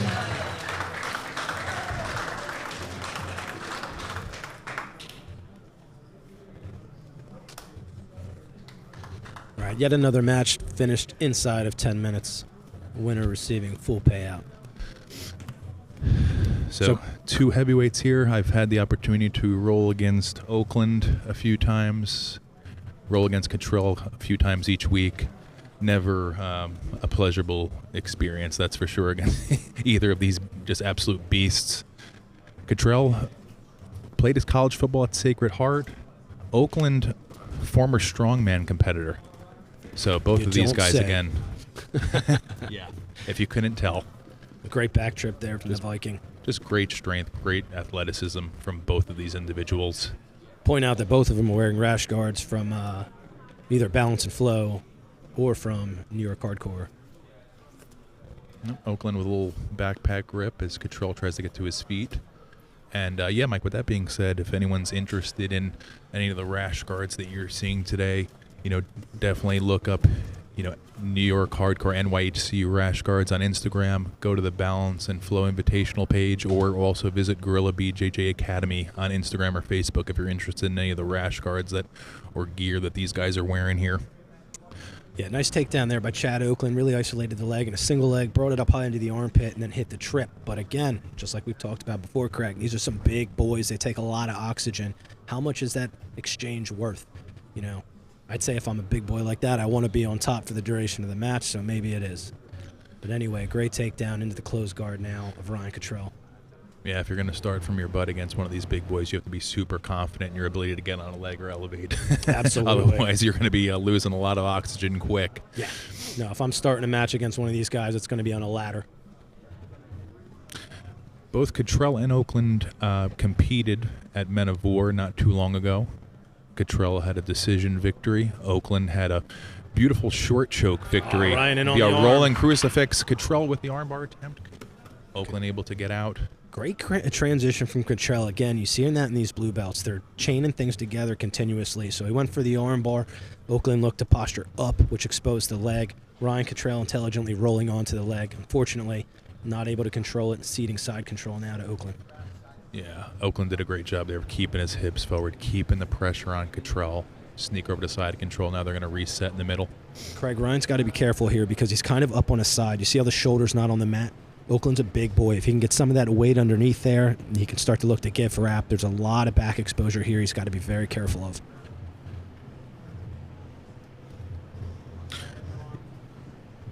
Yeah, as I was just mentioning, Oakland with a very impressive submission victory a couple months ago at Men of War. Rolling crucifix from the turtle for the short choke.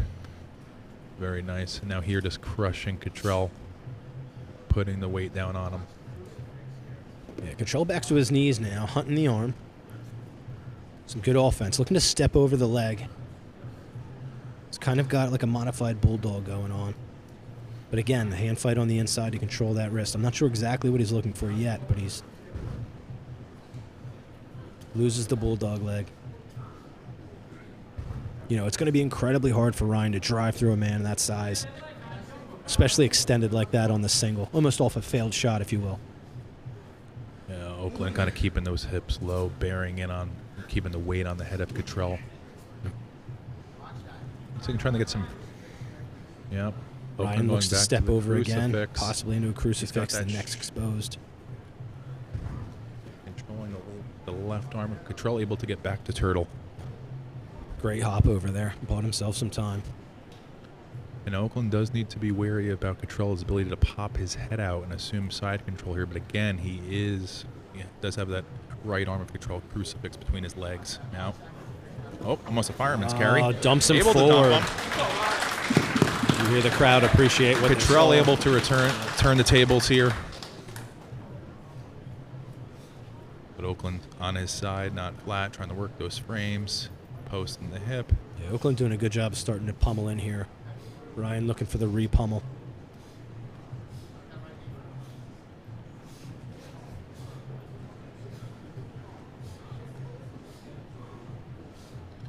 Cottrell trying to get some posture here. Doubles up on the left wrist arm of Oakland. Now trying to maybe do a little Doris, but not quite.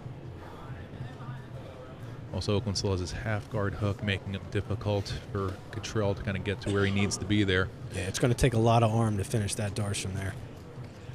Not that he doesn't have it, just takes a lot of arm.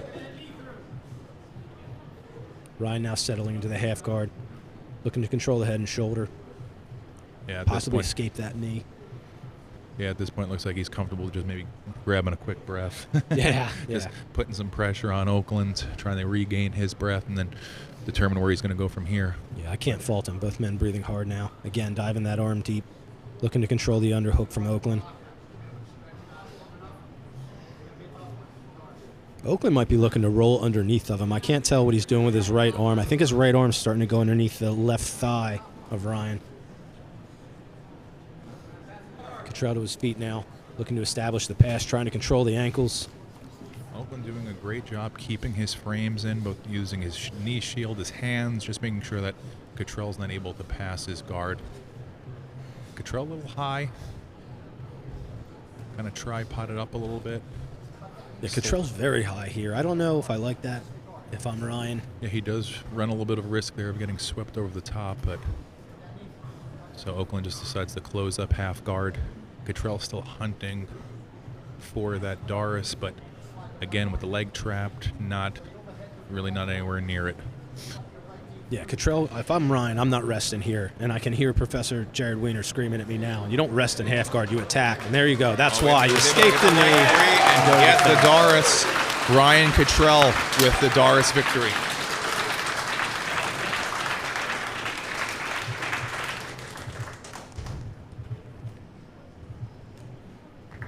Very nice match from both gentlemen. Ryan Cottrell with the victory.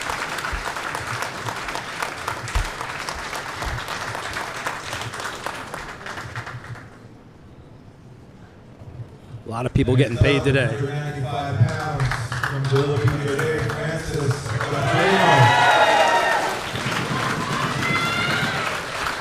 out of Evolution Grappling, Dave Echeveria.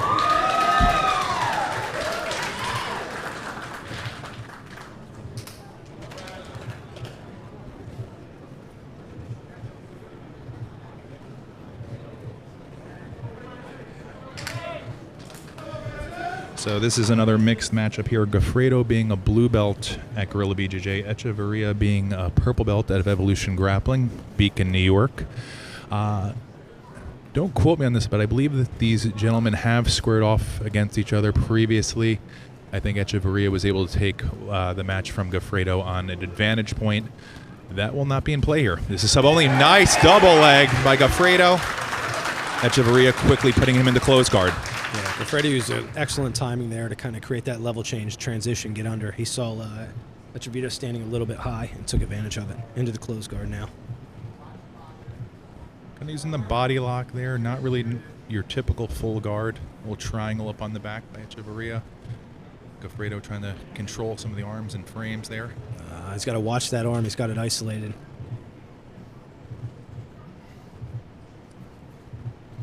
Yeah, and you can see Dave's no newbie to this. He's going to start to look to be very active from the bottom and throw up submissions. After all, that's the name of the game. Might in this spin format. through for the leg there. To your point, I think he knows what he wants.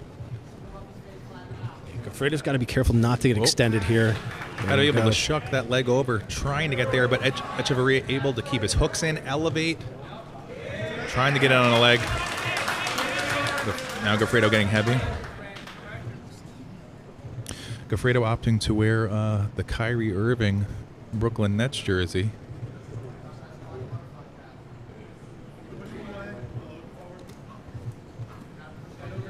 I guess we're not in Philadelphia anymore. Yeah, you're a long way from home, man. Once again, you see Dave from bottom looking to isolate that right arm of Gafredo, seeing if he can create some offense off of it. Again, Gafredo's got to be careful of extending himself here. Leads in with the head, looking to pass. Dave on the bottom, still with the butterfly hook in. Looks to wrestle up. Putting Gafredo on his back now. Gafredo posts.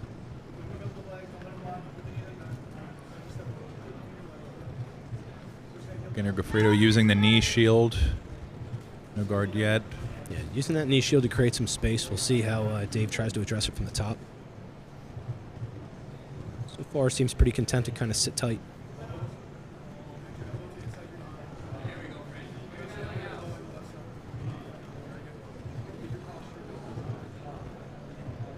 Gafredo with the collar tie. Echeveria clears it. Dave now with the hard knee cut. Echeveria with a nice pass there. Yeah, Dave pummeled to the inside there and blocked the hip. Able to secure the pass. Gafredo turtles up. Now on the head arm. Trying to go for the back. Gafredo blocks it. Cognizant of the triangle there. Good defense.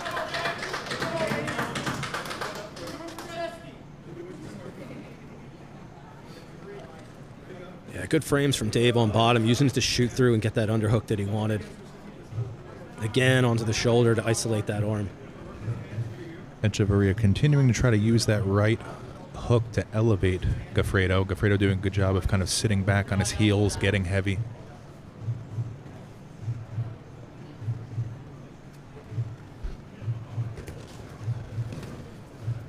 Gafredo looking for the reverse knee cut. Nothing, denied again by Dave on the bottom. Gafredo trying kind of an over-under pass here. Yeah. Kicks over his hip. Somewhere in the world, Bernardo Faria is smiling. Yeah,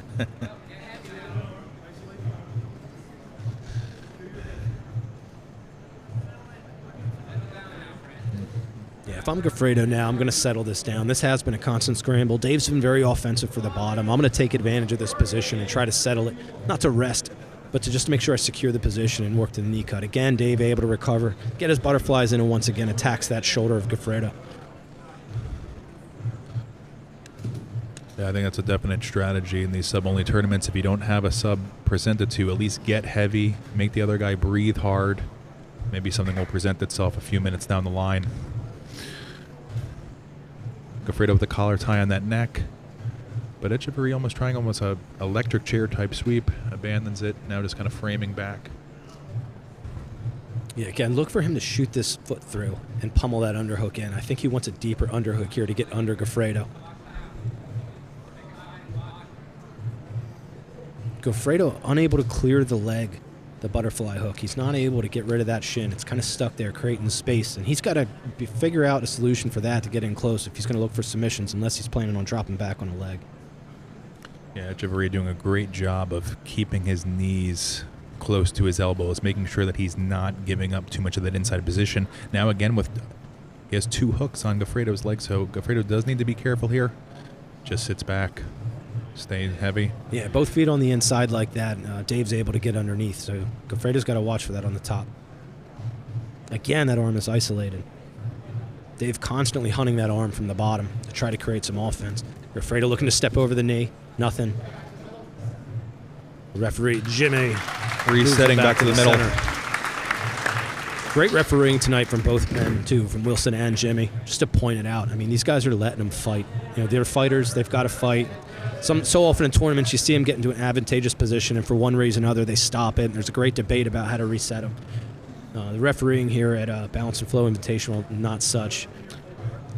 Gafredo now, his arms isolated on the inside. Dave trying to attack that elbow from the bottom. Gafredo once again trying the over-under. Steps over. Very nice. Into side control.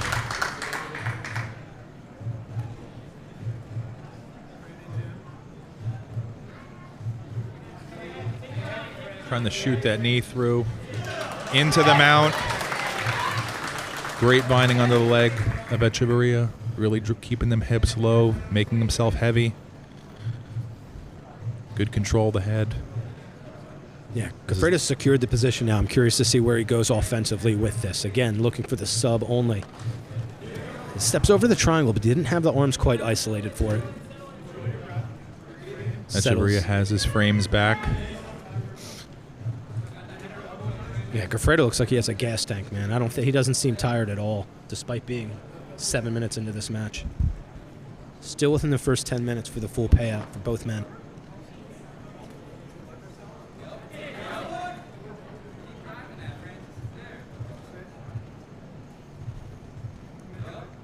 Nice shoulder pressure by Gafredo. Echeveria able to keep his frames, though. Try to dig that right elbow right on the throat of Gafredo. Make sure that he's not able to kind of crush down on him. At least keep some space there.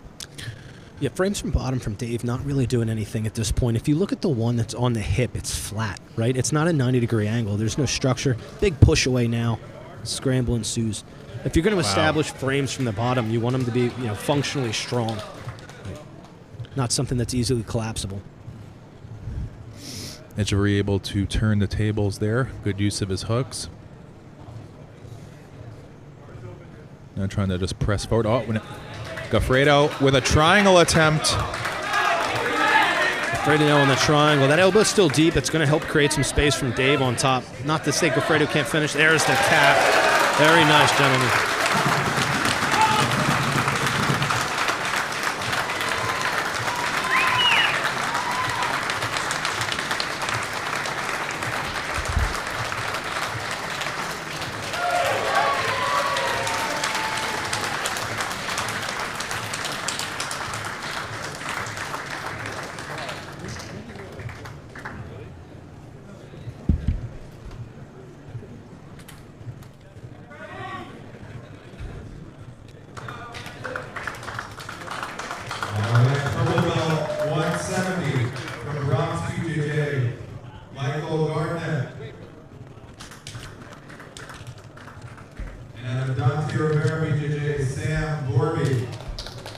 Shout out again to the sponsors, Odd Jobs and Moving, Beyond Steel. Thank you for all your help with this. Ignite CrossFit, and of course, New York Hardcore Rash Guards.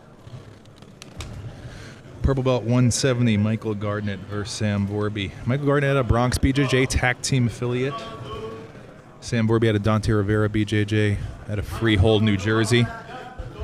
Vorby has been on a tear lately with competing. Actually has his first MMA fight coming up soon. Flex Fight Series. There's two hooks in.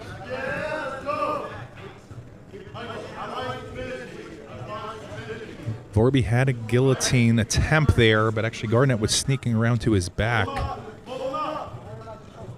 of a little scramble here to see.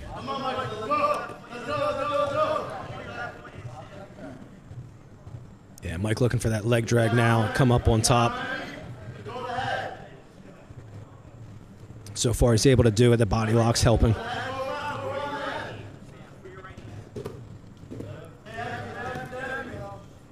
Sam transitioning onto a leg, but can't control the knee line. Coming in with a hard pressure to put Mike on his back into the closed guard now.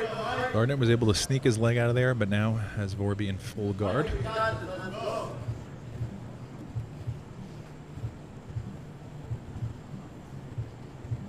Some hand fighting here. Go ahead, Greg. Sorry. No, I didn't mean to step on your toes, Mike. You go ahead. You're the expert next to me, Two man. amateurs. No, I was just going to say, just a reminder, purple belt match. Both gentlemen able to perform heel hooks. Everything's legal, more or less, other than slamming or spiking.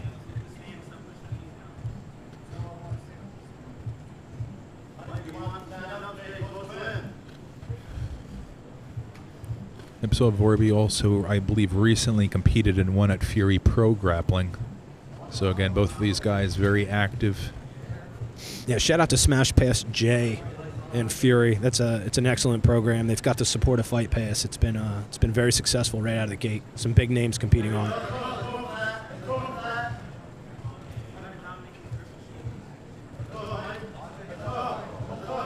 Mike looking to come up from the bottom.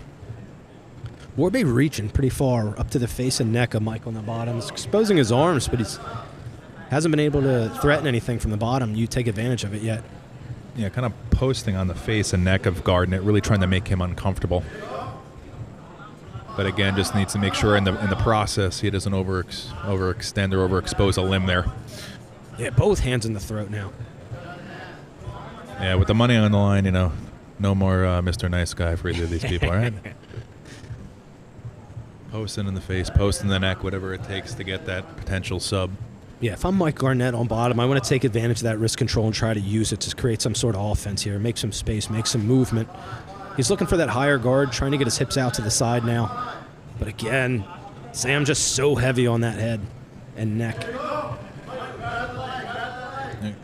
Gardner with a very high guard. can hear the coach of Mike Gardner.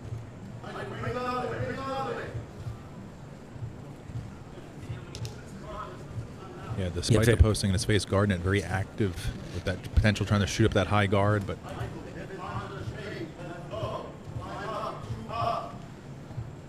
yeah, again, going for the mouth, going for the neck and throat. Perfectly legal in this format.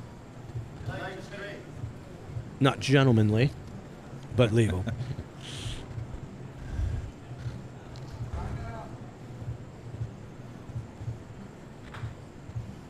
Vorby not really looking to pass, more so just, again, pressing forward, posting on the face and neck of Gardner. Gardner keeps trying to shoot up that guard a little higher, or maybe trying to think about sneaking through to the back.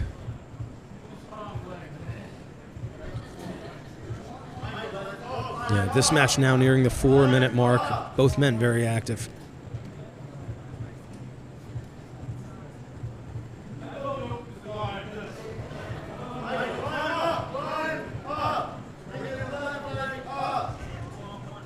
Sam unable to break the guard of Mike Gardner.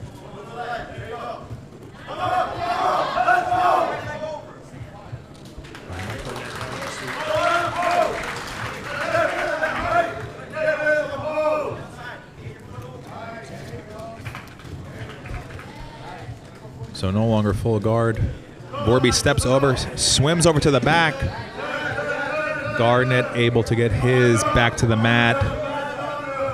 Gotta watch.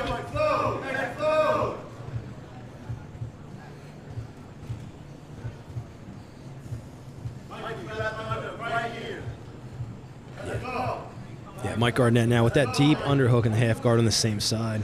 Vorby trying to use a lot of pressure. Doing a little talking as well, maybe a little psychological battle there.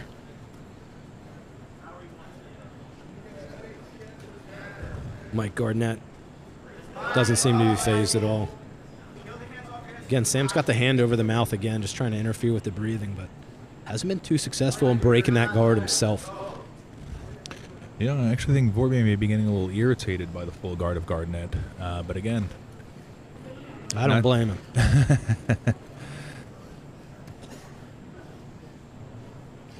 Trying to stack Gardner. Oh. He's got to watch that. Yeah, got away. You know, it's not a slam, almost near slam. Little baby bounce off the mat there. Resetting to the middle.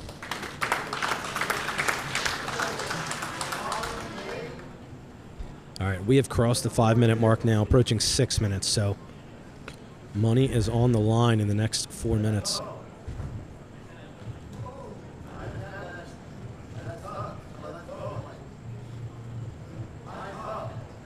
Yeah, Sam Vorby again, looking to go to the throat, looking to go to the face from the closed guard.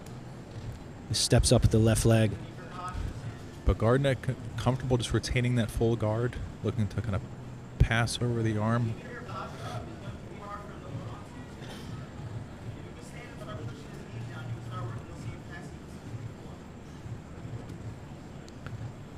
Yeah, Mike now looking to take advantage of that leg. Sam keeps stepping up with his outside leg. Oh, a little bit of a back step there by Vorby.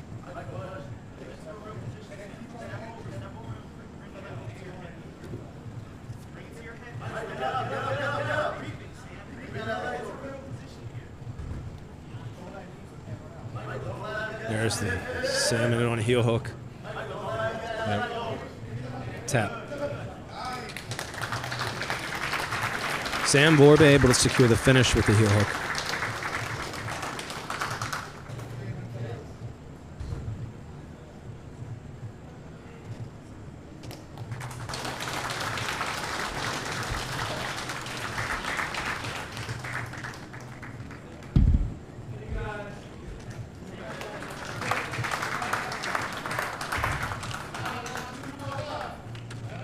Only 2 minutes left. We got brown belt 170 from Gorilla BJJ Stan Cavareski.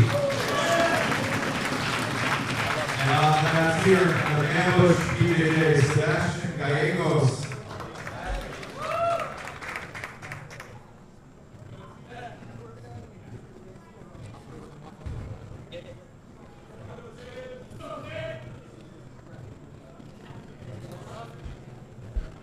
an absolute wealth of competition experience with both of these gentlemen.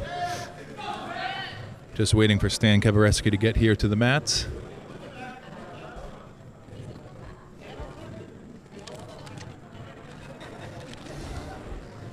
So 2 matches left remaining on the card, and both of these, I expect fireworks for both of these. We got 2 high-level brown belt matches coming up with.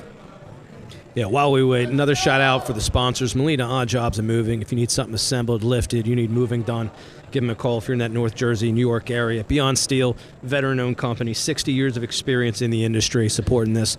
Any construction, concrete work you need, give them a shout. Of course, New York Hardcore for some sick rash guards. All available online. And CrossFit Ignite. Get in shape, become a better you. Gallegos decides to sit. Each man with a collar tie in the neck.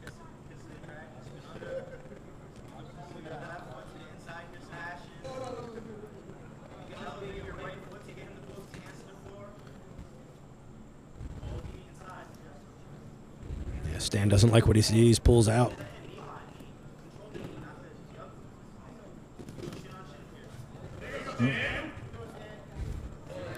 Yeah, Sebastian looking for that shin on shin, but his head's sitting far away. Stan should be able to take advantage of that. He's got the collar tie now to control the head and create some space.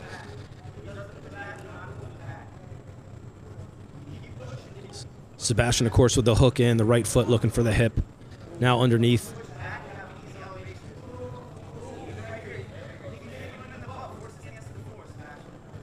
Stan once again decides to step out.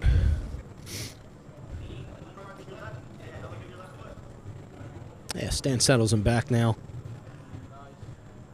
Sebastian settle into a deep half. I can't see the left arm if it's exposed or under the leg.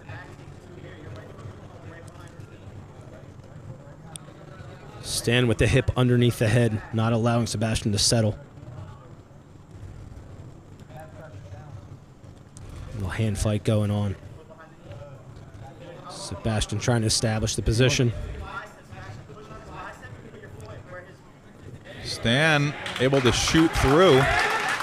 Transition to the back. There's a nasty choke there if he's able to get his right hand free. Come around the neck.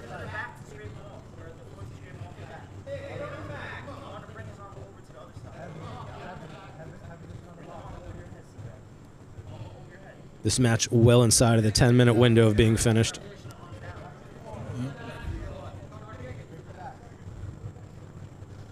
Cavareski with some modified back control here. Yeah, again, that single leg control in the back is still a great position. Very strong, create a lot of pressure driving your hips in. Gallegos was able to rip his shoulders back to the mat, resume his seated guard. Cavareski tries with the collar tie to get some head control. Yeah, Sebastian transitioning now to that single leg. Abandons it, looking to regrip. Stand on top with good head and arm control here, looking to circle to the back again. Blocks the Granby roll. Oh, Gallegos able to elevate. Now in on the single leg X. Stan keeping the weight in on his right foot. I like that Sebastian's flaring the right leg out. You can see how it creates the hook behind the back leg, preventing the back step, or helping to prevent the back step as they transition now. Sitting back again, trying to isolate a leg.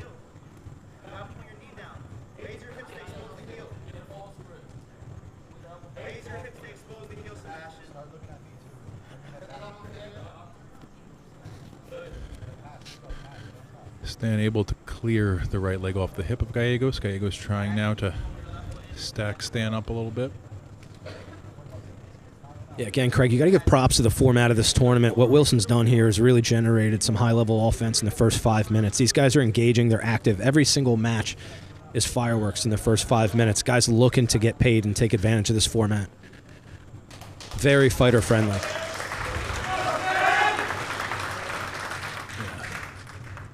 Balance and Flow Invitational catchphrase should be get paid. I hear that. And yeah, this is definitely, if you're a competitor, this is the rule set you want to compete under. You don't want to go to a points tournament where somebody's just holding you in mount or side control. If you really want to say who's the winner and the loser here, you want to do sub only.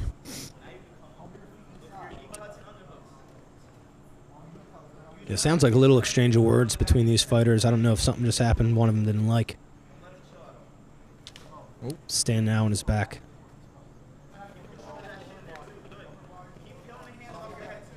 We're 4 minutes and 25 seconds into this match, so we're approaching the first hurdle for money.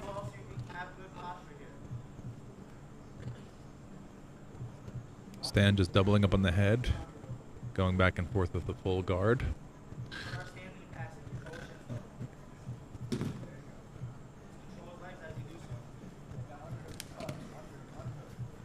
Yeah, Stan looked like he was trying to utilize that 2-on-1 from the bottom there. It can be strong control, at least for the hand fight on top.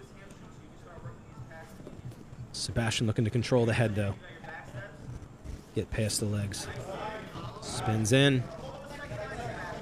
Again, both ankles are on the inside. This makes it tough to generate offense from him, hard to escape. Gallegos being coached by Matt Devore of Ambush BJJ, who we'll see in the finale of the Balance and Flow Invitational.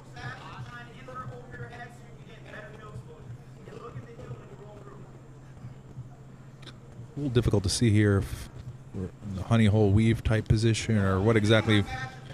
But again, both hand fighting from both competitors. Yeah, Stan trying to get on an ankle now as well. Both men escape the knee line. Sebastian on top again with the knee cut.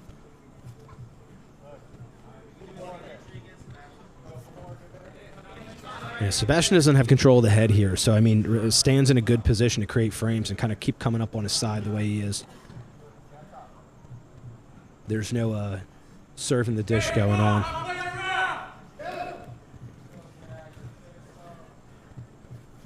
We're 6 minutes now, over 6 minutes into this match, so we're in the new pay bracket.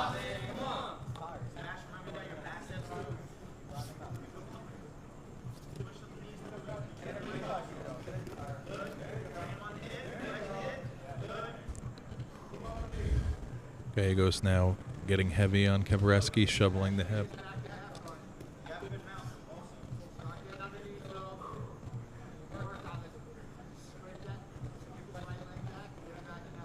Yeah, Sebastian doing a good job in terms of controlling the position at least, getting that knee inside the hip there, getting heavy on top. His left hip looks a little high. He might be able to drop it lower, but I can't see the frames of Stan.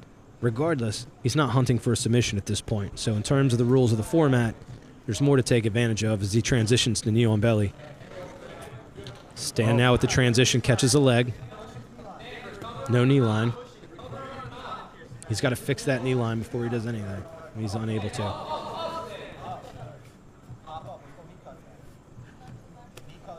Again, just pointing out on the edge of the mat, referee's letting this persist. And he, just as I say that, Jimmy hears me and pauses the action, puts him back in the middle. Thanks, Jim, for making me look so cool.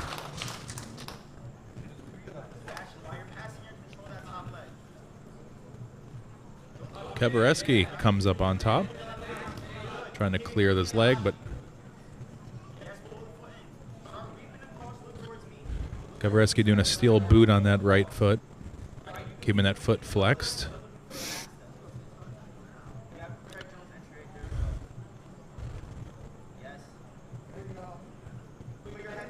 Both men kind of taking a momentary pause here to collect themselves, kind of see where they're at. Yeah, I think you're going to see Stan look to hop over that bottom leg. The right leg of Sebastian's not doing too much in terms of keeping him from sliding over. Yeah, and you can hear Wilson passing some instruction to him now. He's got to be careful here as he starts to turn into him. He's got the boot on. He's in a safe position, looking to hunt his own. Just trying to make some small adjustments. Wasn't sure if that was a little bit of a compression, a Estima type block. It looked like an Estima type block. Estima. Stepped over and rotated. Stan Cavareski has hit those before in tournaments. Obviously, very quick and painful submission. We just hope that Gallegos is okay here.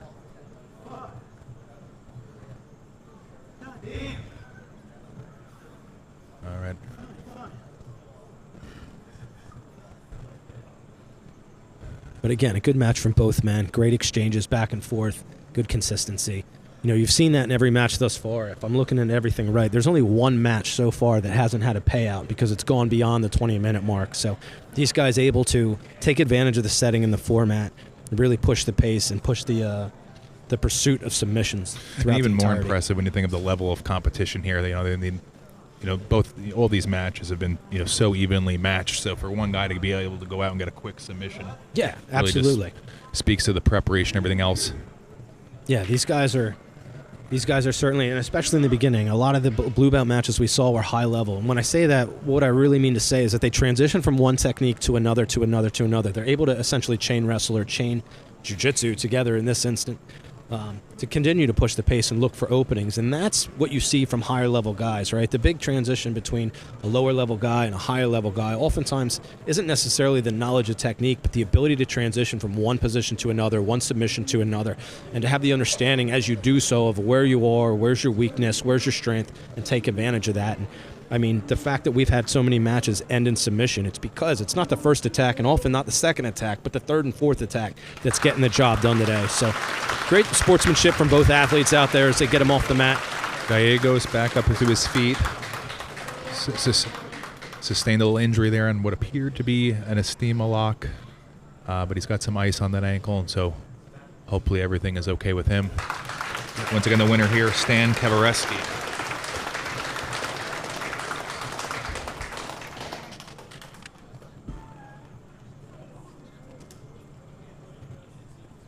All right, the final match at 170, Vorby BJJ, Zach Alferni, and an ambush BJJ, Matt Devore.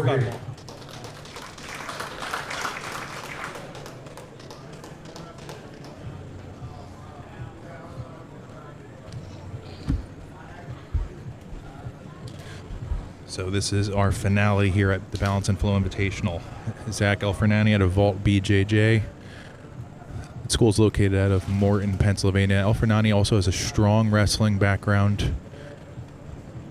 Not really being used here since Matt Devore decided to sit. Alferni also had some success at the recent Fury Pro grappling match. And as far as the Vorby head instructor at Ambush BJJ, located in Perth, Amboy, New Jersey, I definitely recommend checking both him and his school out for some great content, slick leg entries, back takes. Both of these guys, a lot of competition experience, been all over the place.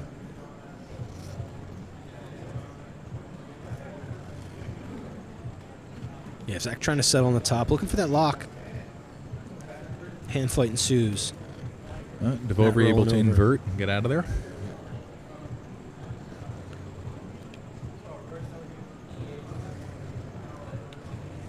Loose reverse De La Hiva now from Matt on the bottom, looking to roll up onto that leg.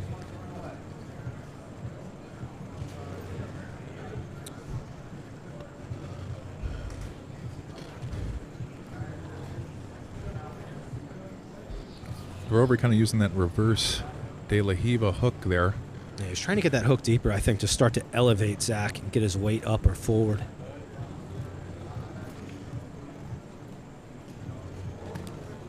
Zach again onto the ankle. Yeah, Alferni really trying to just crank on that left foot of Devore, but no leg entanglement. Yeah, it looks like he's deep on it, like the meat's there. It might be providing some cushion. The leg itself also isn't controlled. Still, two good attacks, and that's the name of this game. Falling back now is Zach onto the leg again. Matt doing a good job of escaping that knee line. Tucking the heel in tight against the body as Zach trying to protect and hide it. You can see how the heel's pressed against the hip, makes it hard to attack there.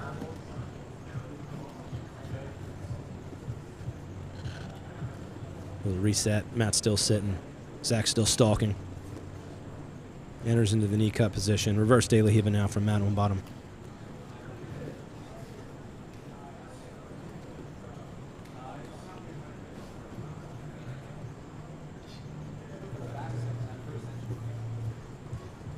Alferni trying to crunch up Devore there, get his legs out of the mix, which he does.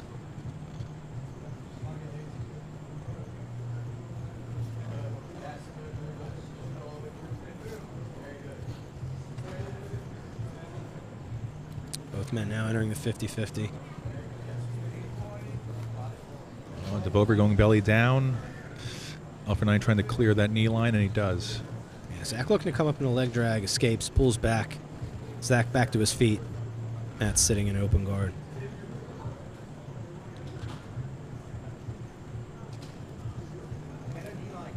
You know, Zach accepting the Matt's posture is upright like that. He's not trying to up. Now Zach's sitting to his back.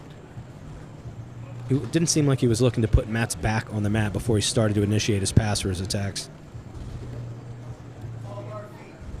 Zach now entering butterfly. Double unders. Matt trying to use posture to get out. Pressure. Zach sits through, knee cuts, sets Matt down.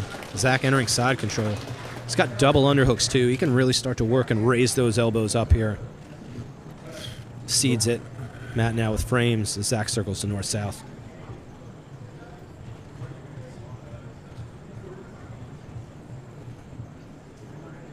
Both men pushing the pace in this finale. Balance and Flow Invitational inaugural event. And again, Alferni with that wrestling background, really able to kind of settle in and knows how to apply his weight. Zach now on the arm, looking for the isolation. We'll see if he attacks or uses it for position. He's looking to attack. Arms extended into the arm bar. Arm is extended of the Matt Vorby. able to hitchhiker through. Hitchhiker and roll and escape. Absolutely, Mike. Yep, 101. Sorry for stepping on your toes there. No, we're stepping. We're stepping together. Yeah, I think this is a first for the both of us, but we were able to get through this event here. Yeah, absolutely. Zach with a diving pass. Again, to be young, athletic, not have every joint in your body hurt. Also, for those of you at home watching on the live stream or wherever you're watching the live stream, the audience is in still full capacity here. Everyone staying around for the full completion of this card. Just been one solid match after another. Yeah, Matt deep now on that ankle. Nothing. Matt was doing a good job. He kind of had a, I don't want to call it a lazy De La Riva because that's not a complimentary thing, but he was doing a good job of using that inside hook to start to elevate Zach. Zach able, of course, to use his athleticism and some technique. And Devore doing a great job of staying, calm and composed. Yes. Even though Alferni is obviously, it seems to be a little bit younger, driving forward, a lot of pressure. Devore staying calm. Excellent inversion there by Matt, coming up, not able to do anything with it, still kind of in a neutral position. But again, in this format, like we've talked about so many times on this cast, like, does it matter? It's about setting up your submission more so than it is dominating the positions. You can make an argument both ways. Position leads to submission, but let's be honest, guys are falling back. Zach now deep on the ankle. Matt able to slip it out. Yeah, he's almost going like for an Achilles type lock, but really out the leg entanglement, which definitely can work. Can be very painful, but Devore able to escape. Right. Yeah, you don't control that knee line, you don't control the hip. The other guy always able to, at least, well, not always, but more likely to be able to spin away or vertically control his knee line to escape that knee. Matt now on the single leg X, looks to figure four on the outside, crossing it over.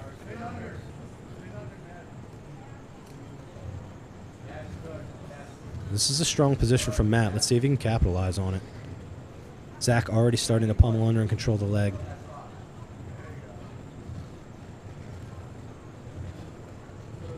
Again, figure four cross. Whoa. Inside heel hook. Looked like on the rotation, on the roll. Devore was able to catch those toes behind the armpit, lock up that inside heel hook. Yeah, very nice cap off to the Balance and Flow Invitational. That match, of course, too, Craig, ending in, give me a second while I pull up my timer, 7 minutes and 10 seconds. Round of applause for all the competitors today. Absolute great display of jiu-jitsu, heart, toughness by everybody. Absolutely. Thank you to Mike Wilson for hosting this, Gorilla BJJ Academy. I have to say, if you're up in this North Jersey, Mahwah area, come check it out. I got to be honest, it's gorgeous. This is an amazing academy. It's beautifully done and decorated. It's got a good core group of people. The Balance and Flow Invitational, the crowd was enthusiastic, energetic. Like Craig said, they all stuck around the whole time. Can't knock them for that. Refereeing was awesome. Let the fighters fight. Everybody's getting paid except for one fight on this card. That's a lot of money to dish out. and all well earned. And yeah, definitely look forward to future Balance and Flow Invitationals in the future. Just the start here. Great academy to host these events. Congratulations and a much appreciation to all the competitors, the vendors, everyone who helped set up the venue, make this all possible, and for all the schools and instructors who had their competitors participate. So yeah, if you're an athlete and you're looking to compete, Mike Wilson's not hard to find. Gorilla BJJ, of course, not hard to find. Neither is Balance and Flow Athletics. Go online, hit them up, reach out. If you want to compete, this is your chance to kind of propel yourself, to get paid, get some money, showcase your skills against high-level competition. I want to emphasize, too, again, you know, you always hear about California being a hotbed of jiu-jitsu. You hear about Florida being a hotbed of jiu-jitsu. I challenge you anywhere to find something like in the Northeast. From Philly and Wilmington down in Delaware up to the New York City and the suburbs, you can't throw a rock in this area without hitting a world champion. So if you want high-level jiu-jitsu, it's here. Come here and fight. Yeah, we were talking about that earlier, Mike, and then that's the truth. I mean, you know, Pennsylvania, great wrestling, great jiu-jitsu.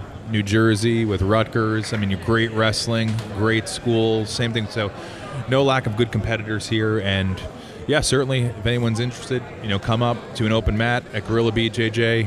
Professor Mike Wilson's always open to having guests come hang out, train, check out the facility. But definitely if you're interested in competing, you're interested in sub only, keep your eyes out for this tournament. Yeah. Feel free to jump in the mix, get some cash, get your name out there.